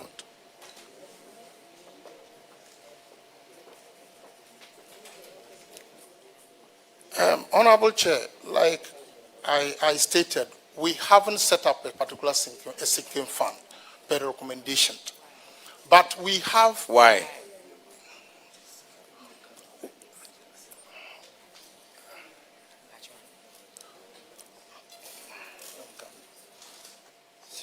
Mr. Chair, the Tema Shipyard already has this investment. And so when the recommendation was made that they should set up a sinking fund, they thought it wise to re-fence the existing investment they have for the payment or the resettlement of this investment when it falls due. So that is the reason why another sinking fund wasn't established, but rather to continue to operate with what already the investment we have or they have with the EcoBank Development. You see, the auditors are saying that we recommended to management to establish a sinking fund to pay off the bond upon maturity in 2027 in order to avoid a lump sum repayment which could affect the cash flow of the company.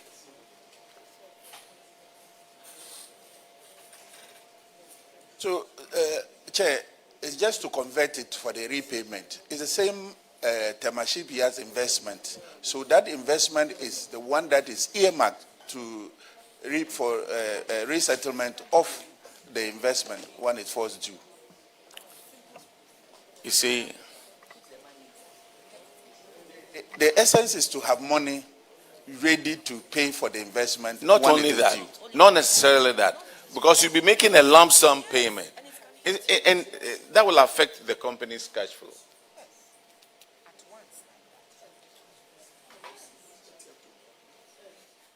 Mr. Chair, maybe what they are saying is that they already have investments which would have been either withdrawn or which would have been closed at the end of the day. But because of the repayment of this investment, the investment is left to cater for the 2027 Shelley 4 due. So already the Tema Shipyard has money that it has earmarked through this investment with EcoBank. So that if it is due, that investment will be used for the resettlement of the investment. Could you explain why they need to have a sinking fund to them and to us and to the whole country? Honorable Chair, I think when you look at the report critically, we have indicated a reason to avoid a lump sum payment, which can affect their cash flow. I don't know the purpose of the investment they have with EDC. I mean, the purpose may be different from, the issue we are discussing. And so, and also whether the value that that investment would accumulate for the period up to 2027 will be enough to cater for this particular bond amount. So it's a decision that they have to make. We have made a recommendation to them. We thought that this is the wise route to take, to set some amount of money there over a period to be able to clear the debt when it falls due. But if they have decided to use the investment that they have at the moment, the question is whether that the value of that investment 2027 will be adequate to cater for the bond amount, and whether when they pay using the investment value, the cash flow of the entity will be intact or will be sufficient to carry the business through. So these are some of the dynamics that they would have to look at and then take the firm decision on this. Thank you.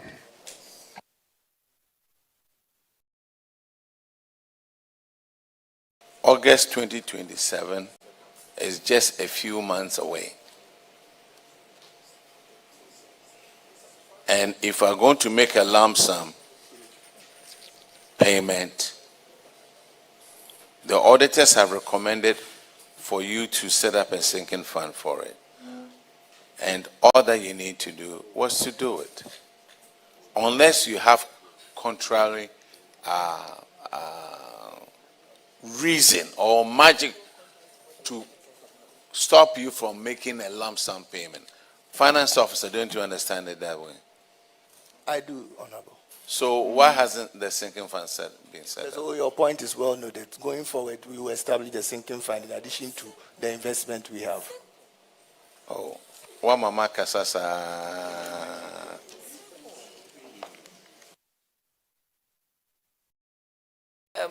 And respectfully, we would want to have evidence of the establishment of the sinking fund, and also to know currently the value of the bond. Well noted, Madam. Yes, so you finish the committee. We will write to you formally, and then you finish the committee with the current value of the 7-year bond, and then details of the sinking fund that you are going to set up. It is for your own interest. That's why you are being asked to do this. I don't think the auditors take delight in putting out recommendations, but rather they look at the way the benefits and the cost and what they feel will best serve all of us as a nation or people who have been entrusted with some responsibility. Okay, the next infraction is on paragraph 1214. And Honorable Queenster will take care of that one.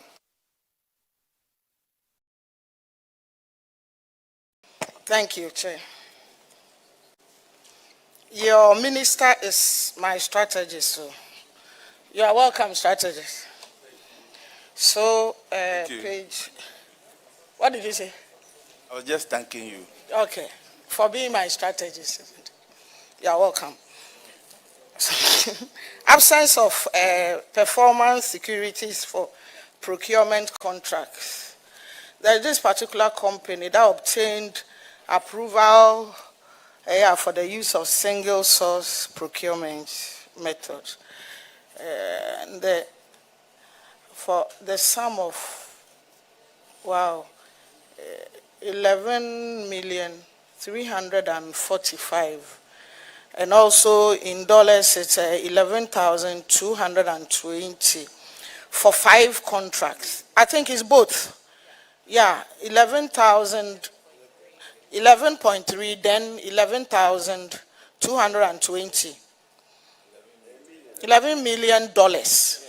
Okay, so these are 2 different sums for 5 contracts. And it's been noticed that they could not provide performance securities in a form of bank guarantees or insurance bonds. What has happened to this company? Honorable Chair, with your permission, I would like to refer this to the cost and building manager to respond to. Thank you very much, Honorable Chair.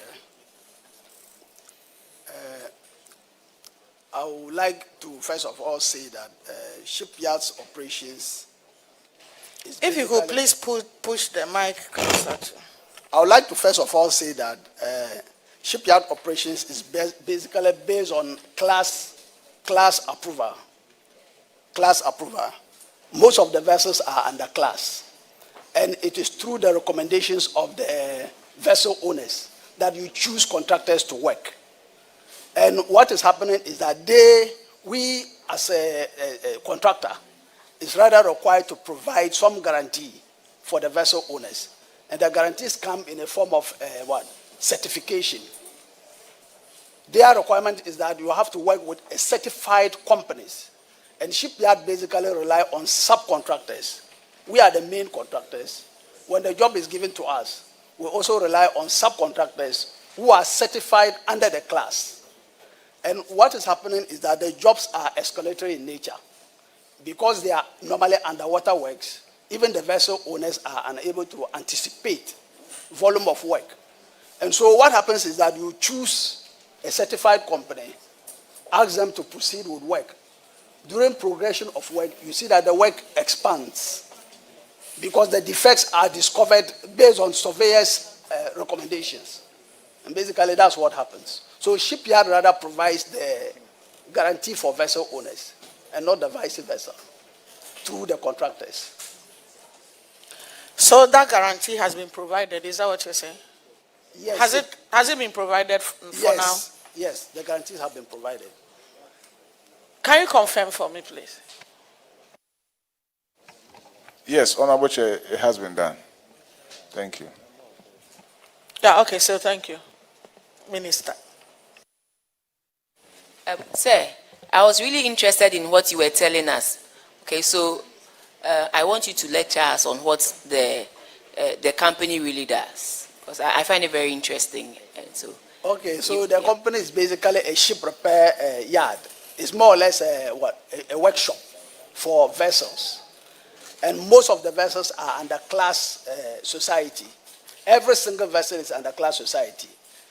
A contractor cannot When you say work under class society, we the lay people here, we don't understand. Break it down to us, lecture us. Okay, the class society, normally they come in different groups. We have ABS, American Bureau of Shipping. We have BV, Bureau Veritas. We also have DNV. Those are the classes every vessel is required to be registered under. And before you work on the vessel, you are required to also be registered with this particular class before you can work on their vessel. And every vessel, depending on the class they require certification from their class before you can work on it. Basically, that's what happens. So in a year, how many vessels come to your end for repairs? In fact, the industry is a very competitive industry. Shipyard is constrained because we are competing with basically private shipyards across Africa. In this country? Across Africa. Okay. We have one in Cote d'Ivoire, Carina, Cameroon, Douala. There are several of them across Africa. Even Nigeria, we have some shipyards. And most of them, because they are private, They are very proactive. So shipyard is actually in a very serious competitive industry. And we need some government support to be able to compete. So that is what you should be talking about, and not, refusing to, come up with a simple sinking fund that the auditors want you to do to safeguard your own interest. We've given you the platform. Your minister is here. When you ask, you tell your minister, when I compare myself to Cote d'Ivoire, Nigeria, and the other places, they have this, they have that, they have skilled workers. So maybe let the Public Accounts Committee and Parliament push you, support you to make a case with the Finance Minister, for the Finance Minister to release some monies to you to also help you expand and be more competitive so that you can rake in more revenue for us. So this is the opportunity. I've given you the floor. Thank you, Madam Chair. Oh, so I should elaborate more. Okay. Okay. Sir,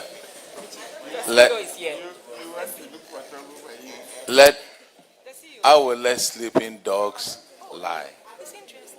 It's interesting, but he's not ready to take the platform. No, the CEO is here. Oh, the CEO.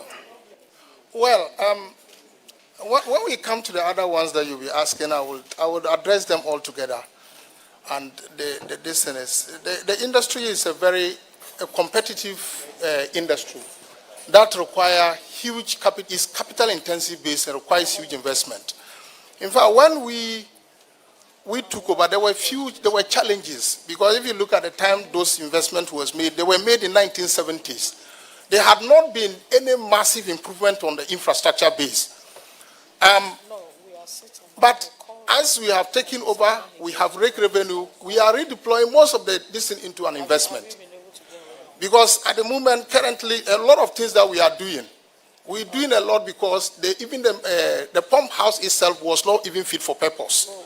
With the support of the minister, we have done all what we could. Because when I took over office, we were just greeted by reptiles at that place. But I can state on authority here that the situation is not as bad like the way we think. The notion was that even... I have given you the floor and you are only lamenting. I have given you the floor and you are only lamenting. Just go straight to the point. Clearly, even in your assets, I see a huge drop. So what are the things that you believe you can... Equipment. Yes, and your minister is sitting right here. The whole of Ghana is watching. Cranes. So don't lament. Just go straight to the point. I need A, B, C, D. Your minister is right here. Your minister is also a very powerful man. He has the ear of the president, and he can speak to the president on your behalf. Yes. We, in our own small way, we are investing much into the infrastructure. That we are not fine, but we're still asking for the attention of the minister to do more, because we are raking revenue. We are reinvesting those revenues into the infrastructure. All right. The next infraction is on paragraph 1219, and Honorable Gape will take care of that one. Chairman, thank you. Before I even proceed on that question, I would like to find out from you, what kind of investment are you into? What kind of investment are you into? Investment are we into in terms of... Investment you are talking about, you are briefing the committee about. What kind of investment are a lot? Oh, okay. Is it into infrastructure? Is it into... We would like to know. Yeah, infrastructure in terms of machinery. We looking forward in acquiring giraffe cranes, mobile cranes, forklift, which of course we have purchased about 2 of them. We have even in the procurement process, we've purchased cherry pickers. They are yet to be, even vehicles, we don't even have vehicles. We have been able to even, acquire about 5 pickup and 2, 4x4 vehicles to support the operations of the place. Thank you, CEO and the Minister. This question is borders on single source procurement without approval. The auditors noticed that management engaged the services of KPMG from 2020 to 2024, And then in terms of that, up-to-date provision of corporate tax services to the shipyard at the cost of $11,000 without seeking prior approval from the Public Procurement Authority. Management responds that considering your limited financial scope going forward, you need to initiate a search to replace KPMG as your corporate tax consultant going forward. What is the status of this? Yeah, payments have been put on hold. No payment has been made since January 2025. And in order to we have written to PPA for them to regularize this expenditure. But of course, per their dictates, they are conducting investigation, and it will take a period of 3 months and get back to us. You have written to PPA to regularize the infractions. Is that what you are telling the committee? Yes, we have done that because we have written to them for them to regularize that, and they've written to us with an explanation that it will take them 3 good months for them to conduct investigation as to what informed management decision to have gone into that particular contract without their prior approval. Now, search to replace the KPMG as your corporate tax consultant going forward. Anything about that? Yes, respond. Mr. Chair, currently we are in the search because we were waiting for the letter from KPMG. Then afterwards, we will proceed with the next step. So we are in a search. We've spoken with one person, and he's promised to assist us in that direction. So that's where we are now. You can assure this committee that henceforth going forward, you will not see these infractions again. Very well noted, sir.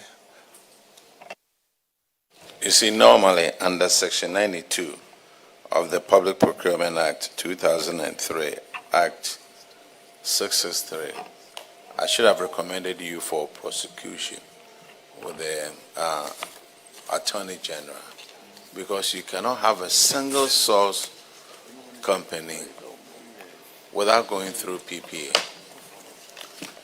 But today is Tuesday, so I will let it slide. No, I wasn't born on Tuesday. The next infraction is on paragraph 1224, and Honorable Nakoyo will take care of that one.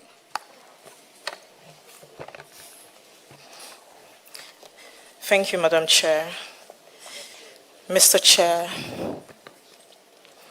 So the infraction is taken from paragraph 1224.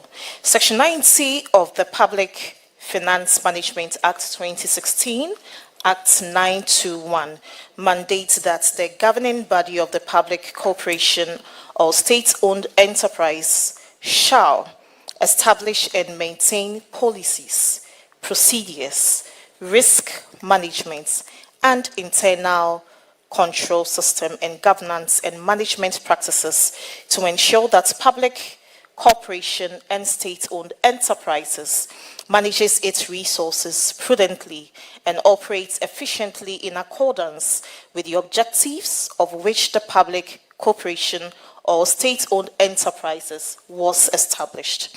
Now, per the Public Procurement Authority, in the letter reference PPA/CEO/10/2491/32, stated that it is mandatory for all covered entities and state-owned enterprises to use the Ghana Electronic Procurement System for all government requirements. Yes, procurements, for all government procurements. Now, it was noted that for all procurements, activities for goods, works, and services undertaken by the company were not processed through the Ghana Electronic Procurement Systems throughout its mandatory requirements for all public entities. is this a situation where one would say that you are hiding or you are shining away from being transparent to the public procurement process? Thank you. That recommendation by the auditors has been done, and currently Tema Shipyard is on GANEP. So the action has been taken. Copies of even evidence has been submitted to the auditors. Thank you. I also noticed that you are signatories to the accounts, except for one challenge, which is operationalizing it. Is there any reasons for why you cannot operationalize it? No, since it has been activated, it's been sent back, and it was a recommendation, and we've taken it on. So it's actively. It's been in operation. So can the auditors please confirm this to the committee? Thank you. Honorable Chair, they have now been set up on the GANEPs and transactions are processed on the system. Thank you. Thank you. That's it for all. All right. The next infraction is on paragraph 1230, and Honorable Kunedu will take care of that. Chairman, thank you very much. This infraction has to do with ratification of some procurement contracts that the auditors found to be very irregular per section 20 of the PFM Act, and that there are some ranges of values in terms of goods and services that you ought to use NTC, the National Competitive Tendering, but rather you use the request for quotations, and they found that to be very irregular. They asked that those individuals involved be sanctioned and also adhere to the necessary PPA approvals in terms of the ranges for goods and services as per the law. First and foremost, and two quick ones. I would want to know if this has been brought to your attention, and what have you done about the recommendations that the auditors gave? Thank you. Thank you very much, Honorable Chair.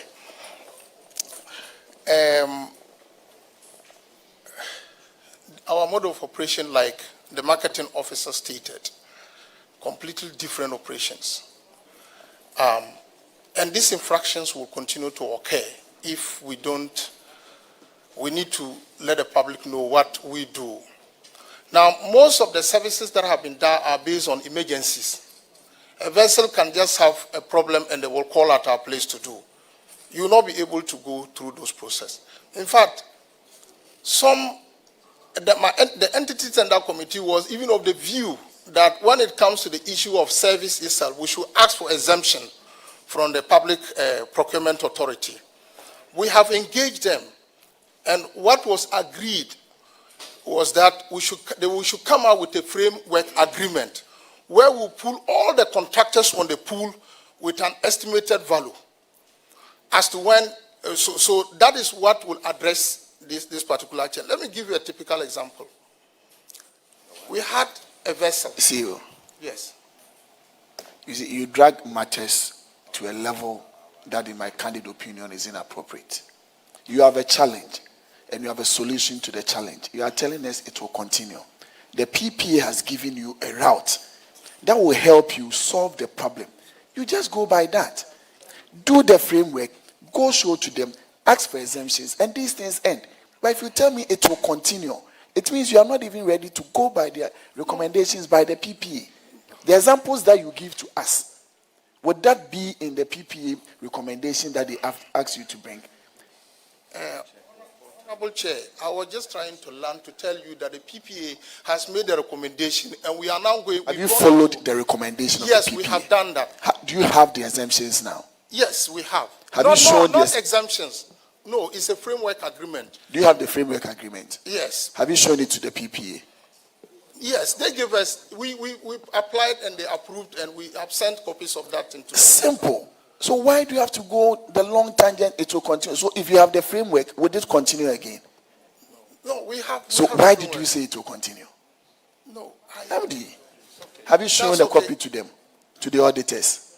A letter has been sent to PPA, seeking the approval was sent. And then when the approval was given, I don't know, we sent that. We sent. And you said you don't know. We have sent. Chair, he's trying to communicate that a framework has been given now, which is communicated to the auditors, and from now we will not see any of these infractions any longer. Auditors, can you please confirm for us if you've seen a framework and a letter from the PPA in that regard? Honorable Chair, we are yet to receive a copy. Minister, I would urge that you furnish them with a copy of that letter and the framework. Very soon it will be given to them, so you quickly print it. Sir, this country is a country of laws. And what we are doing over here, we are just not, it's not that we are making things up. We have laws that we are all going by. You can't say that the shipyard is a different thing and whatever. No, we go by laws. And when you come here, you feel you are frustrated and this and that. We are just doing our job. And if you feel you are not doing your job, we'll just recommend that the Attorney General prosecute you for all these infractions. That's all we'll do.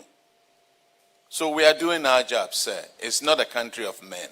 This country is laws, country of laws. And the law is the law. Thank you, Chair. We appreciate that.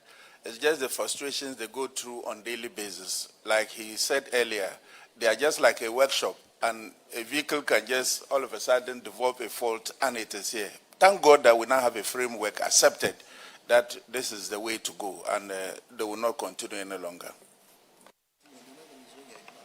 Thank you very much. The whole country is watching. That's a good thing I like about it. The next infraction is on paragraph 1236, and Honorable Shirley Che will take care of that one. Thank you, Honorable Chair. This is to do with dilapidated handrail on the gate of Dry Dock 1. A physical inspection of Dry Dock 1 revealed that the handrail on the gates of the dock were broken and rusted and poses a threat to the lives of the employees of the company. The auditors recommended that management repairs the broken and rusted handrail, as it can cause accidents and expose the company to legal liabilities. Your response to the auditors was that you are in discussions with third-party operators to do a comprehensive repair of the dock. Can you update the committee on how far you've gone with those discussions? That has been fixed. That has been fixed. Is there evidence to this effect? Yes, please. Evidence of pictures of the current state has also been sent. Have you provided the auditors with this? Auditors, can you please confirm? Yes, Honorable Chair, we can confirm that the repair works have been carried out. Thank you. Thank you very much.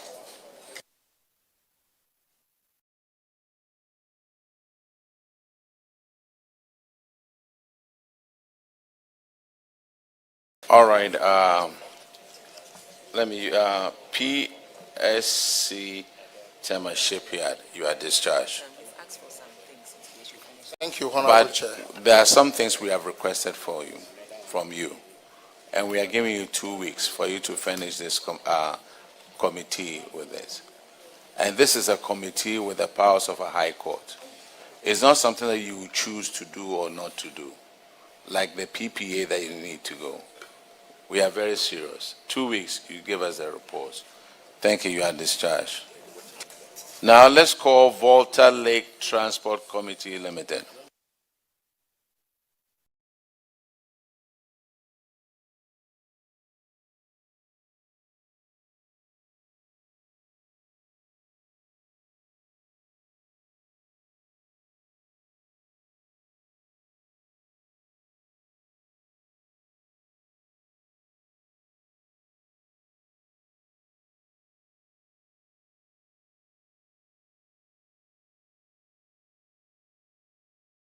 Have you been, Clark, have they been administered their oath yet? Okay. Could you please introduce yourself to the committee, please? My name is Angela Oforiwa Laute, the acting MD for Volta Lake Transport Company. Honorable Chair, I'm Godwin Oredu Yeboah, the HR and Services Manager. I'm Richard Bedu, Finance Officer. I'm Japan Bismarck, Acting Finance Manager. All right, your financials will be on paragraph 1241, and Honorable Nana Osei will take care of that.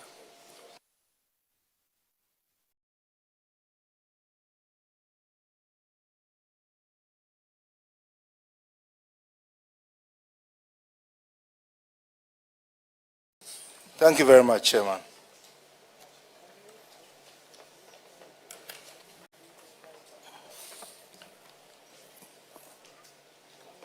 Minister, Volta Lake Authority, going through your financials, I've seen that there was, although you made a loss in 2023, 7.4 million. In 2024, you made the same loss, but I should say improvement in the loss. There was an improvement in the loss. How did this come? How were you able to achieve this? At least 1 million. 1 million improvement. Chair, I defer the question to my colleague to answer. So we had more liquid cargoes, that is fuel, shipment from Akosombo to Bupe in the very year. You said you had what? Please repeat the... Fuel shipment from Akosombo to Bupe. So that's how come we increased our revenue and then reduced our losses. Thank you.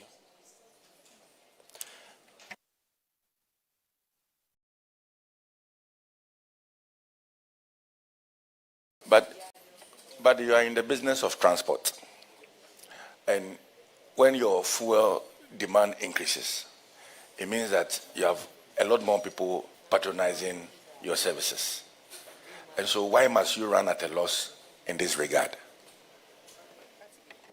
Honorable Chair, we are into transportation of goods and services, and we operate ferry stations, 5 ferry stations, and also push fuel from Akosombo to Buipe for Bost. And so as and when they have the need for fuel to be transported from the southern sector to the northern sector, they push the fuel to us and then we transport it. And so the more fuel they transport to us, they push to us to transport to the north, we are able to increase our revenue in terms of the charges or the tariffs we charge on the transportation. Thank you very much. See you. So Are you saying that last year you were not doing this transportation of fuel to Bupi? We do transportation of fuel to Wipe as and only when it is available to us to push. We do this for BOST, and so until they have the need for all the fuel need at the north, we will not push. And so we are at their mercy to push anytime they make it available to us. You, for the benefit of Ghanaians, can you tell me what Volta Lake Transport Company Limited does for the people of Ghana? Volta Lake Transport Company is a subsidiary of VRA, and we operate 5 ferry stations. We have the ferries at Dambai. We have one ferry at Dambai that crosses vehicles and human beings across the lake, going to maybe Chindiri, Karachi, and the rest. Another ferry station at Karachi, another at Adosu, and another at Iyeji, and also in Akosombo. And so when you are crossing from Dambai and you have a ferry cross you and your vehicle, then you know that that is Volta Lake Company. Aside the passenger side or the ferry station activities, the next one is the long haul, we call it, where we have barges. We have 3 barges, and BOST owns 4 of their own barges. And so we fill our barges anytime fuel is available to be transported to the north, and fill the barges of BOST also, and push it with our push tag to Wipe. Then they pay us an amount for the service we render. So, but I want to understand, do you have an arrangement with BOST? Because you said that you are always at the mercy of BOST, as and when. Yes. But we also know that BOST is always in operations. Is it the case that BOST relies on other companies for the same services, or they only rely on your company for those services? Okay, fuel goes to the north through the road and also on the lake. And because there is no clear-cut policy as to the percentage or the quantity of fuel that should go on the lake to the north, and we also don't have what it takes. We don't have barges, enough barges to be able to do so, to push the fuel. BOST is unable to rely on us completely to take the tankers off the roads to give us that service to provide, because we do not have enough barges. Assuming we had about 20 barges, we would have been able to fit into about 5% of what goes through the road to the north. I don't know if I've made myself clear. And so BOST is ever ready to work with us. Can you imagine? They rather have barges that we push for them. They have 4 and we have 3. And so it's a matter of getting what we need, the barges we need to be able to push the fuel, so that our roads can be cleared of a lot of tankers. And it is also cheaper to use us, because we charge reasonable fee or tariff on whatever we do. And so that is what we do. So Minister, you realize that there's no sustainable business model for these operations, because it would have fetched them a lot of money. I mean, if BOST were to solely rely on them to be pushing fuel from one station to the other. I remember when you came to the committee last year, you indicated to the committee that you had plans of bringing in some barges, and even said that, I mean, there was a Korean Exim facility that is bringing in some ships or something, some new pantos. Yes, because I mean, I know the sufferings that.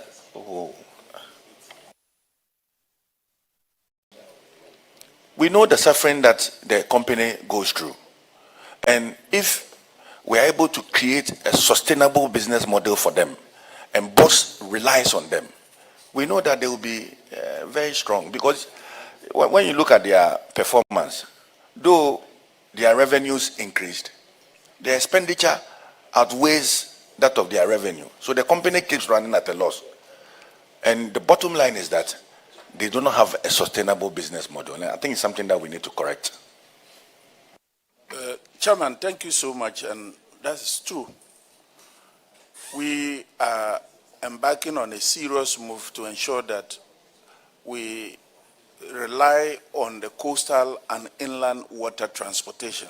That is the surest way to be able to have long-lasting roads that after construction they'll be able to stay long for our use.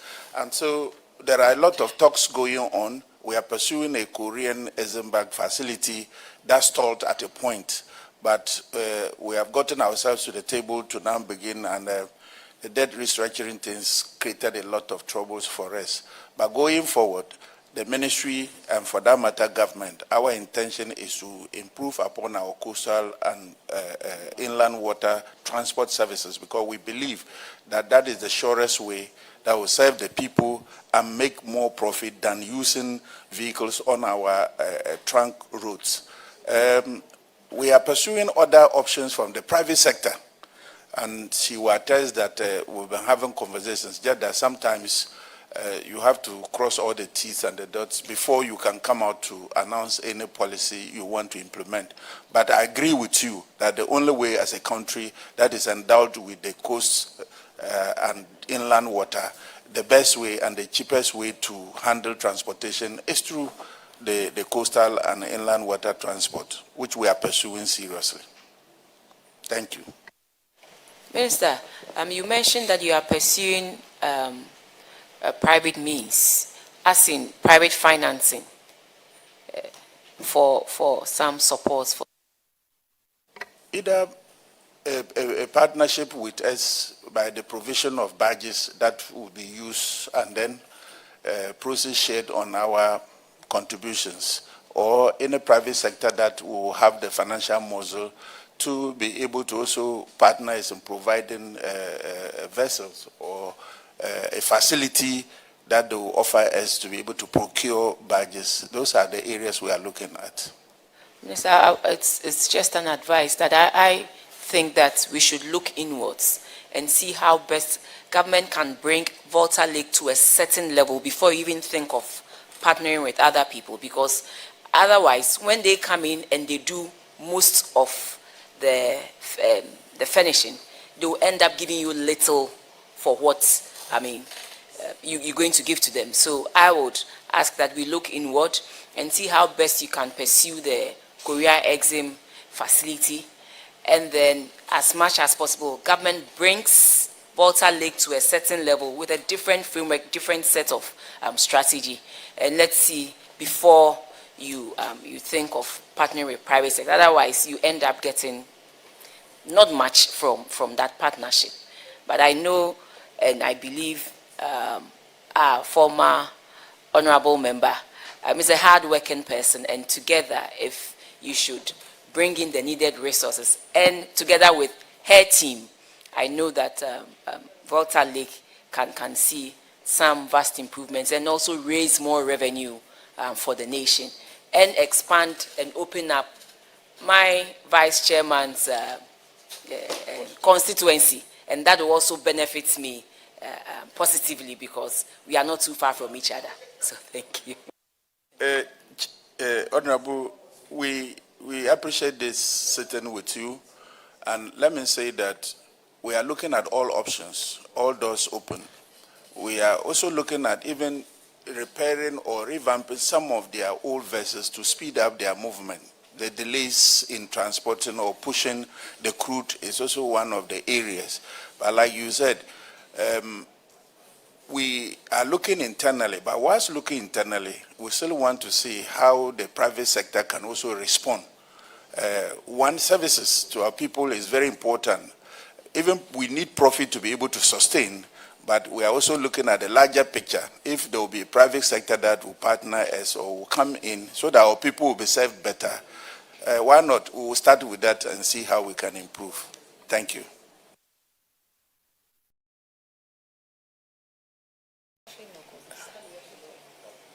I'm not. Okay, thank you. Oh, okay, please go ahead. Thank you very much, Chairman. MD, looking at your, I've seen that there's an increment in operating expenses and your general administrative expenses. Although our company is not doing so well, but there's an increment. What accounted for that, please? Our youngest vessel is about 15 years. The oldest is 55, which means that that vessel is older than me sitting here. And so the operational cost is very, very high. We don't even, we are unable to find the parts at times.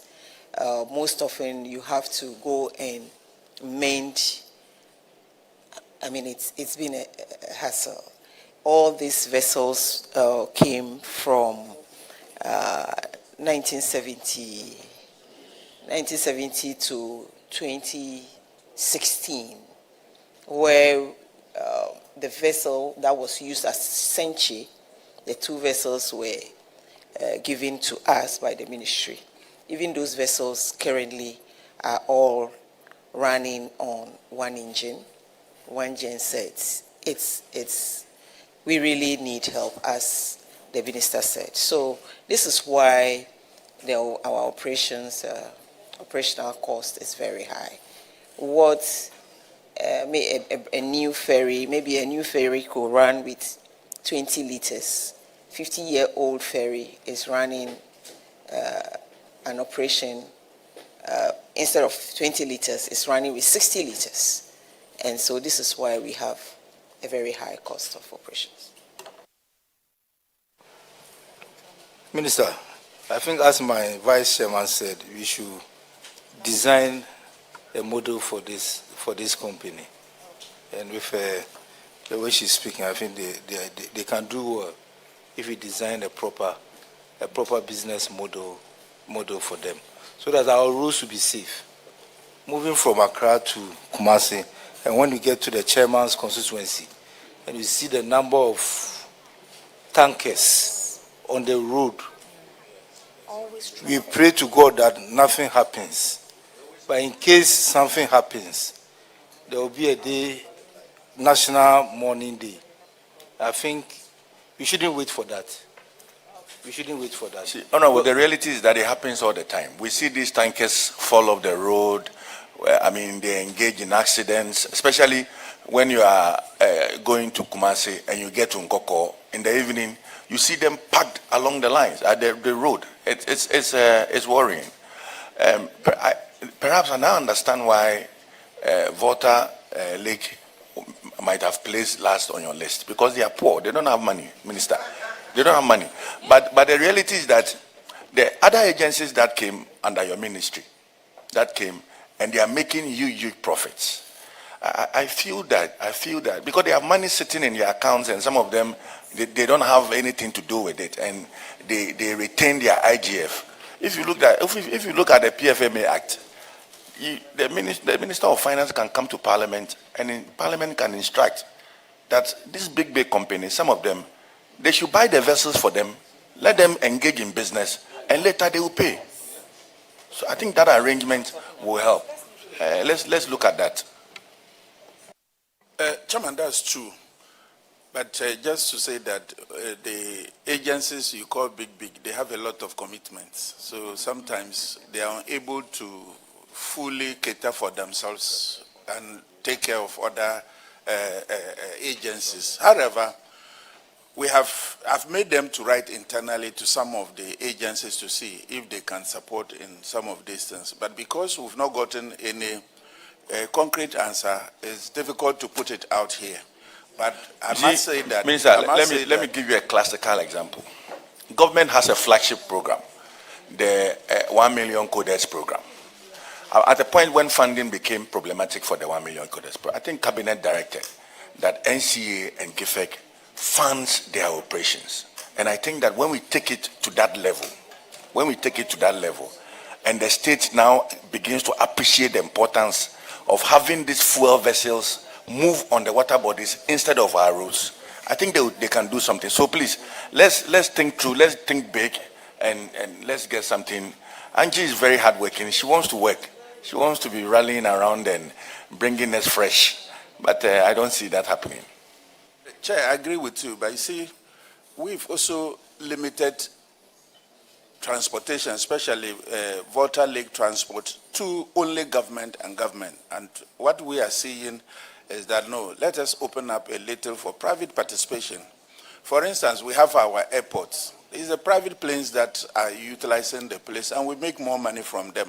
It's just a matter of having an arrangement with the private vessel owners who will want to help us, and at a percentage we all agree, we'll be able to serve the people. The good is that we should remove heavy transport from our roads to our coastal and inland water bodies. That will be more cheaper for us. The only thing you need there is the craft. You will maintain the water. Once in a while you will dredge, but it is not going to be that kind of regular services like the roads. And also, when it comes to accident, the rates of damages or deaths or injury will be lower as compared to the roadside. So we agree perfectly with you. It's just that we want to open up the basket wide and be able to see how we can bring the private people who will help us to be able to serve our people through the coastal and the inland water transport. Even though you have said this,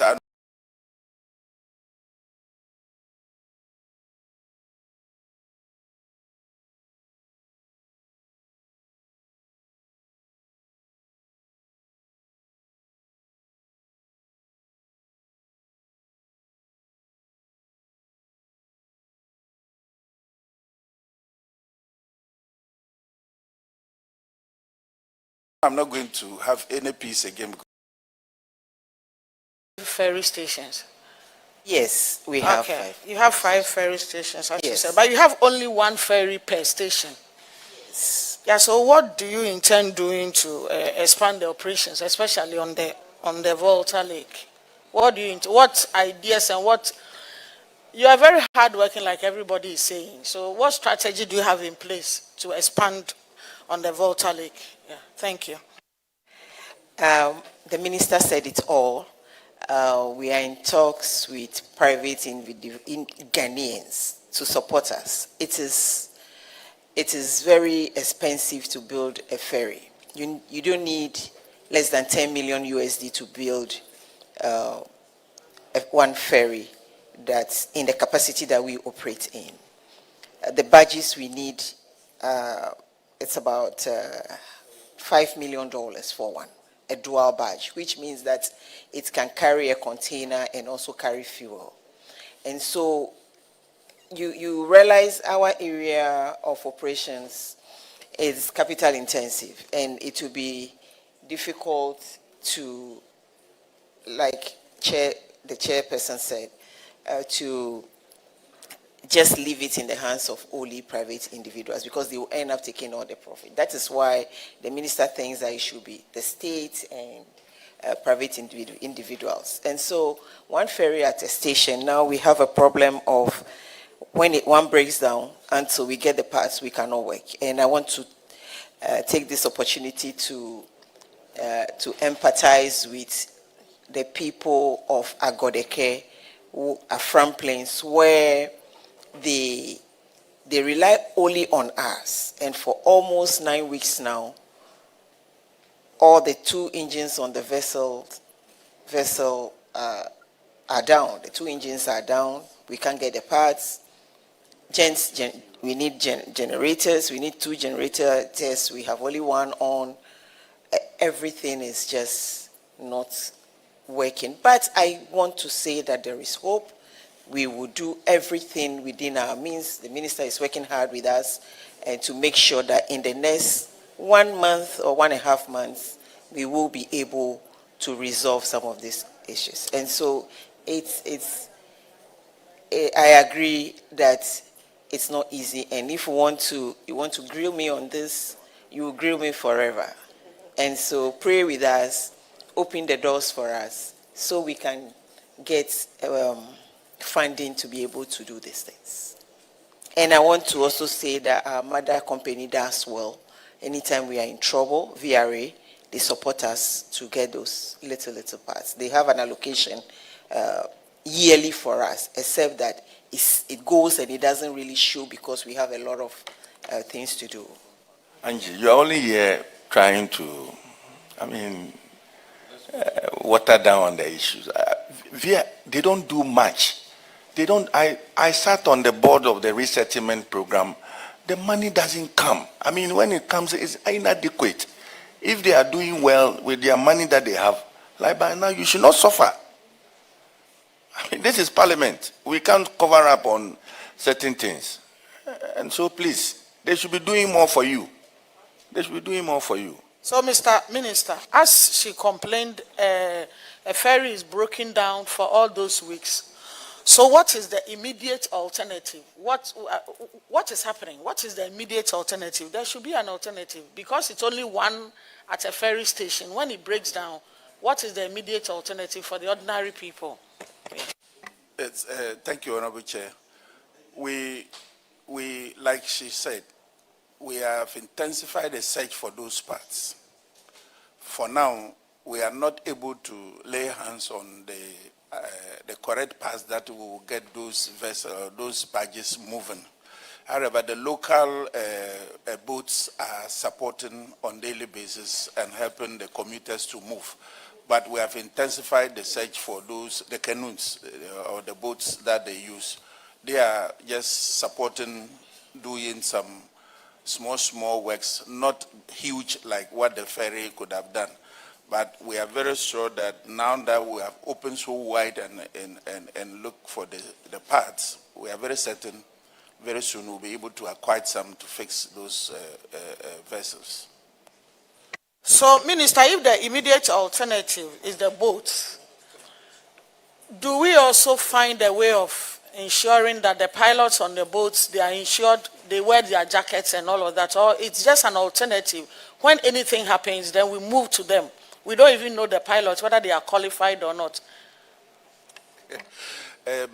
Ghana Maritime Authority is doing a lot in educating our canoe users or boat users. We deployed or we employed some safety guards who are along the lake and giving some education. We are to have a comprehensive rollout of our actions that we want to implement with force added to it. We've been doing education. We are getting to a point we have to enforce that. We can now tell you that do not operate here any longer because you don't abide by our rules and regulations. So the Ghana Maritime Authority with their safety guards are doing some education alongside those crossing points. So among the education, do we make sure that they are insured as well? What about insurance? With the boats, I'm now talking about the boats because it looks like that's the only alternative. Can we also add to the education we are giving so they all get insured so that when the ferry breaks down, they are a complete alternative? It's part of the education and the enforcement we want to now bring in. But you see, we operate in a country that we are challenged at all levels. We are going to put a licensing regime that will now have all the insurance and all other safety measures embedded into which Ghana Maritime Authority is far advanced in preparing a draft for us to see how we can legislate to put some enforcement or some measures in dealing with the private boat or canoe owners as to what they should do. But like you said, it is very important to ensure that those boats are insured such that if there's any accident, there could be some kind of claims made to the victims. Okay. we are far advanced in getting a draft Honorable that we Edem. will put before you. Thank you, Honorable Chair. Honorable Chair, respectfully, I think that this issue of the vessel between Agodeke and Kpando, which is affecting the people of Afram Plains, we are talking about it very nicely as though it's not a crisis. But I want to say that there's a crisis there. Many of my constituents are in those areas. They are farmers. For 9 weeks, many of them have harvested their products, even transportation, bringing them out to the market and all of that. It's a crisis. It is akin to, let's say, the road between Accra and Kumasi getting blocked, having a huge crack, and trucks are unable to access it. So it's a national security issue. It's an issue that I want to respectfully plead with the minister that let's get something done about this as soon as possible, because the people are crying. It is only because the media is unable to have access to the people to even interview them. That is why the issue is not a major national issue for discussion. I want to plead with the minister that let's treat this particular issue as a national security issue and get that vessel back on the lake so that we can get this issue resolved. Please. Thank you. Chair, it's a concern that we already are aware of, and we know the dangers and the difficulties our passengers face on a daily basis. If we say that it is not a matter of concern to us, then maybe we have not looked at it critically. We have been receiving a lot of calls, but the nature of the vessel is so old to the point that it's difficult to be able to assess all the parts in time is one of the reasons. And like we said, we are opening up to see how we can get more new vessels that they will have ready parts that you can get to fix when there's a breakdown. However, we are in contact education. Like I said, Ghana Maritime Authority is giving education to the local people who are using their boats or their canoes on a daily basis. We know the danger at which this has brought our people to. They have a lot of difficulties on a daily basis moving from one bank or one point to another. And we want to give the assurance that we have intensified the search for the parts. Even if we will improvise some of those things, that's what we are now looking at, and then try and see whether we can move those badges. We will do so. Thank you, Chair. Okay, the next infraction is on paragraph 1251, and Honorable Gape would handle that. Thank you, Chair. Before I even proceed with my question, the company name is Volta Lake Transport Company Limited. I think as a country, we are not taking this company seriously. Because I think this company would have, done a lot for us. Look at, even you are talking about bulk oil. What about food transportation? Cutting food by road is very expensive. And countries are using their water resources to help. Then now, we are not. So as a country, we need to reset Volta Lake Transport. Volta Lake Transport needs reset. Seriously. Now, you claim you don't have money. I would like to ask your procurement officer, is he familiar with the section 21 of the Public Procurement Act at 2003? At 663. Are you aware of that? That section? Yes, we are aware, and I'll defer to him.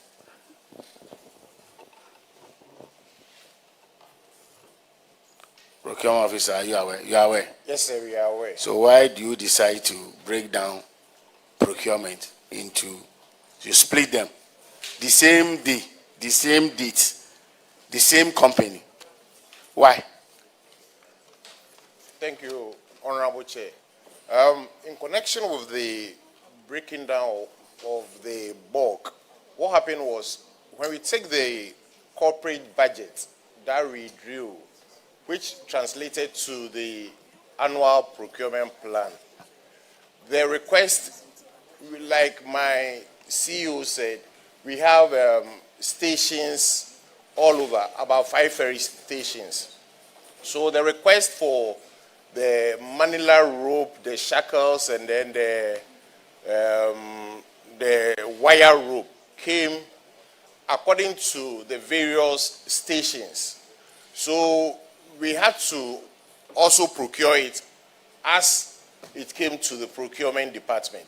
And then, Honorable Chair, it may interest you to know that with the mooring rope and then the wire ropes, if the vessels are not well secured, it can just drift off. And there was an incident about some years ago, which we experienced. By the time we came back in the morning to work, we saw that one of our vessels, MV Yape Queen, was nowhere to be located.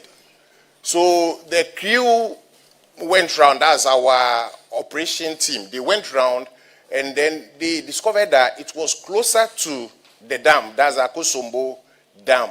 So we had to call rescue team from both VRA and then VLTC. Then they had to go and rescue the vessel from the dam. It was almost going to hit the dam, which would have been a national disaster to the entire country. So according to how the request came for the various stations that they are in dire need for the item, then the procurement team also went ahead to procure it. But when the auditors came, they raised the issue, which we've all seen the wisdom in it.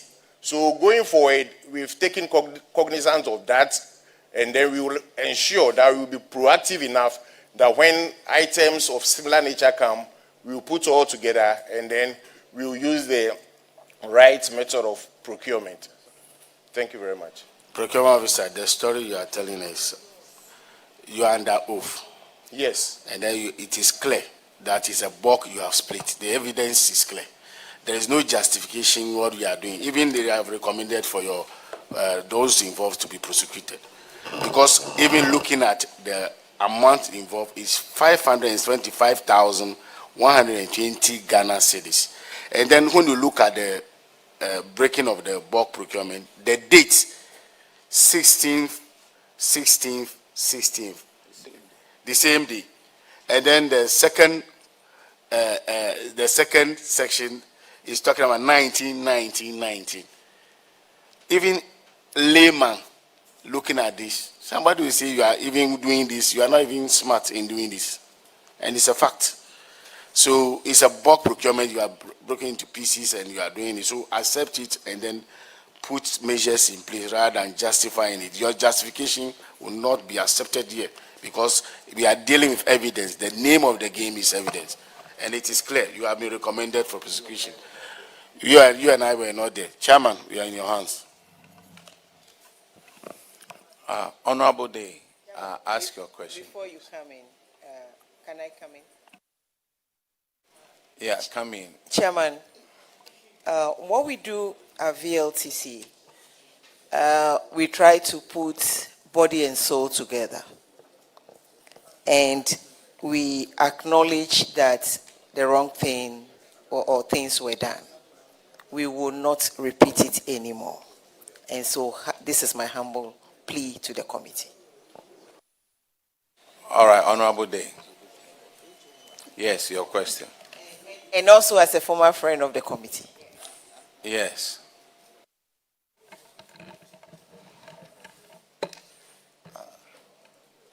Thank you, Chairman. My question actually, it's before I ask my substantive question, I have a very huge interest in the operations of the Volta Lake Transport Company because I'm the MP for Kwando. And in your presentation, I did not hear, Honorable Chair, the ferry stations. Maybe I missed it, but I didn't hear Kwando being mentioned. Is it not one? If it's not, why? Yeah. Now, if Kwando is a ferry station, well, maybe you want to answer whether Kwando is a ferry station or not. Then I can proceed. Okay, Honorable MP for Kwando constituency, Mando station on our books is Agodeke Mando. Agodeke Mando. And so we set off in the morning from Agodeke, and then we get to Mando Toko. And so that is in your constituency. And Agodeke is also in another constituency. So by the And mention so- of Agodeke, by extension, By Pando. extension, it is Mando Toko Agodeke. All right. My question then is the construction of landing base part of the arrangements you are making to solicit private sector participation in the operations of the ferries? Because without a proper or a workable landing beach, I cannot see how the operations of these ferries would be effective. You may want to expatiate on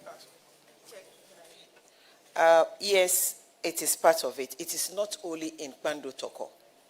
Almost aside Adosu, Bipe and Akusumbo, we have the need to construct landing sites at the rest of the ferry stations. It is an urgent need because as and when we do the local one by using excavators, laterites, and then it rains, it washes the laterite into the lake, and the lake gets silted. Aside that one, VRA is also complaining about the filth it pushes to the dam area, and so it is a necessity, and we are also working, as the minister said, on that.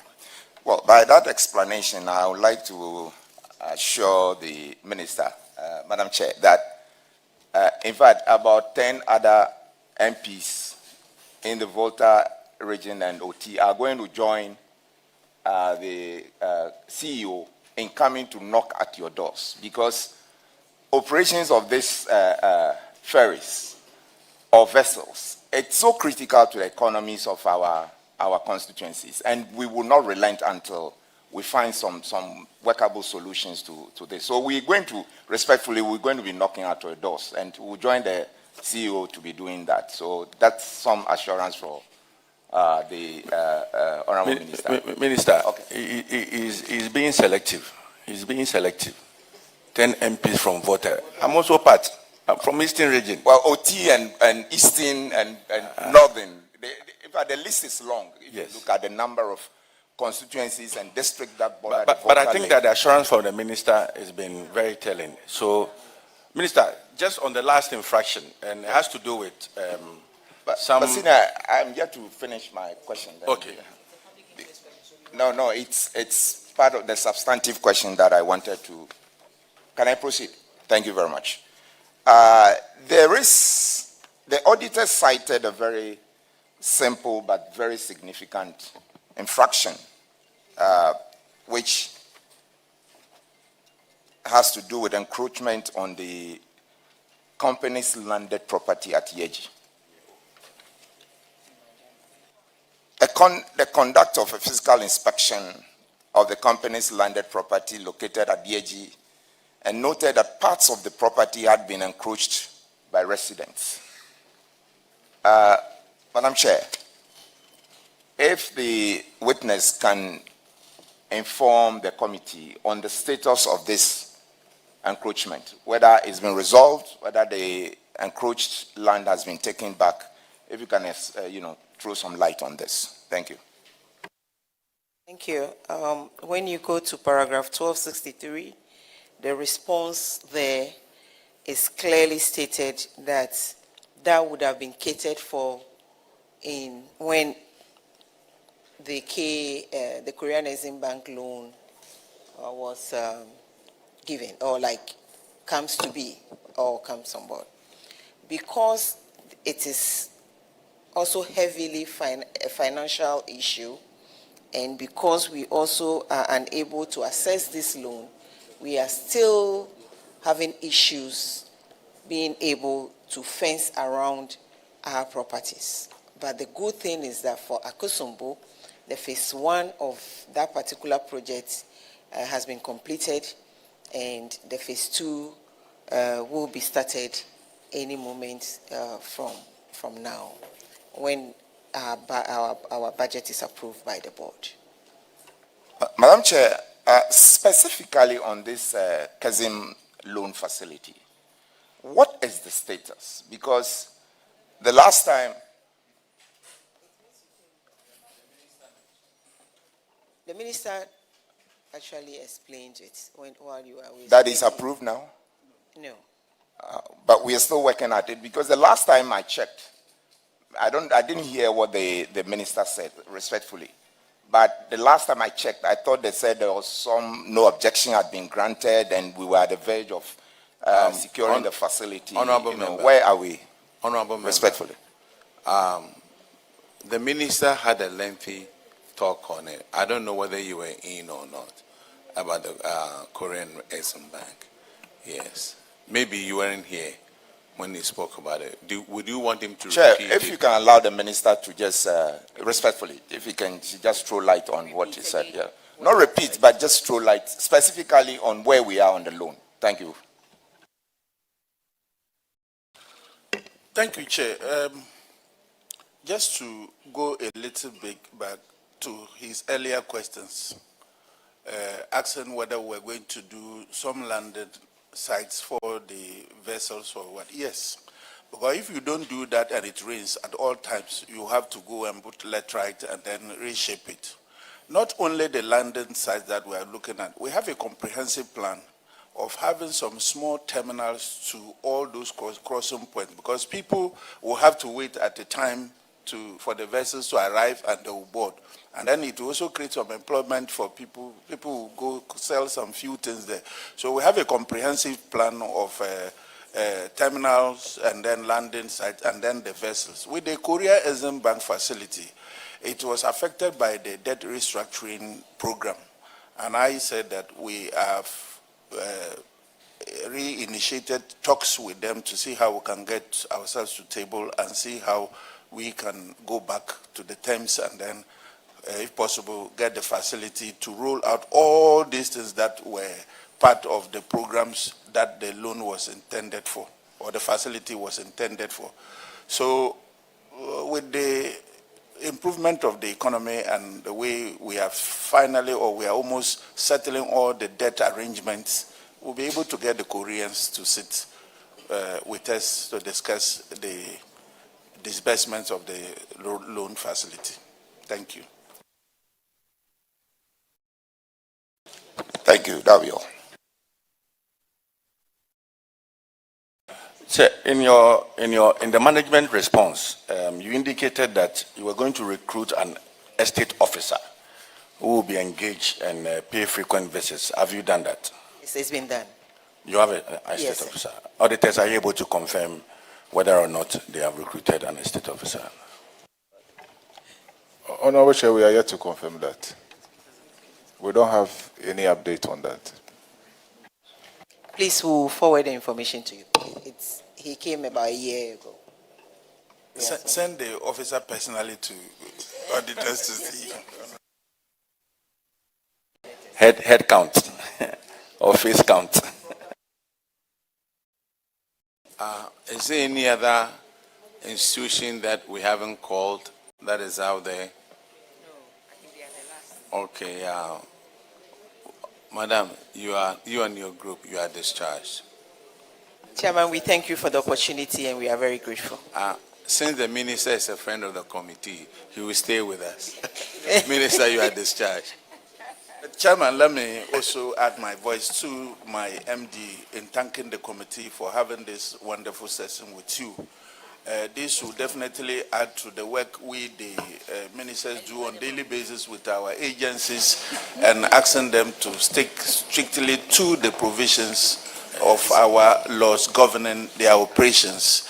And these interactions are very necessary, and for me, it will make my work even better. Anytime I'm with them, they'll be able to see why we should not come back here with any of these infractions any longer. And so I want to thank you members and then the Auditor General Department We used to be on the employment committee with them. They are also doing good work.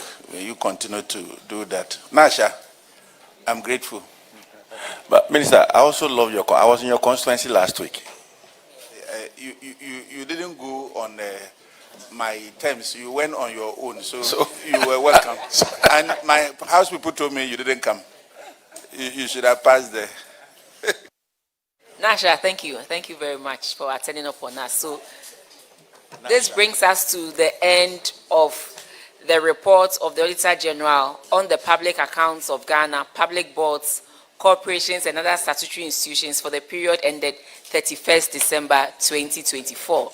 So when Parliament resumes, we can now send our reports to the floor of Parliament for recommendations to be adopted. So on this note, we bring our 2-day session to an end and thank profusely the Auditor General and the Audit Service for helping us, audit all these boards, corporations, and institutions for 2024, and also for all the auditees who attended upon us. We also want to thank the honorable members for their dedication and Ghanaians for following us and giving us positive feedback to make the Public Accounts Committee very relevant. And on this note, we also like to thank Parliament and the media for consistently making sure that whatever we do here does not stay in the room, but goes out for all and sundry to see. We are committed to helping us all ensure that our public financial management is top-notch, and then we go by the PFM Act consistently, and also support the executive and the judiciary to carry out their mandate in respect of managing our public finances. So thank you very much. Ranking, you have been very, very supportive, and I couldn't have asked for a better ranking. So thank you very much for all the hard work that you have put into it. We are very grateful to you. GTV, thank you so much. Joy, CT, and all the others, GH1, we are very, very grateful. And above all, our security agencies, the Ghana Immigration Service, the Police Service, the Ghana National Fire Service, as well as the ambulance community. We are very, very grateful to you for the immense support that you give to us behind the scenes. And let's all pray and wish our country well in this new year, 2026. Thank you very much.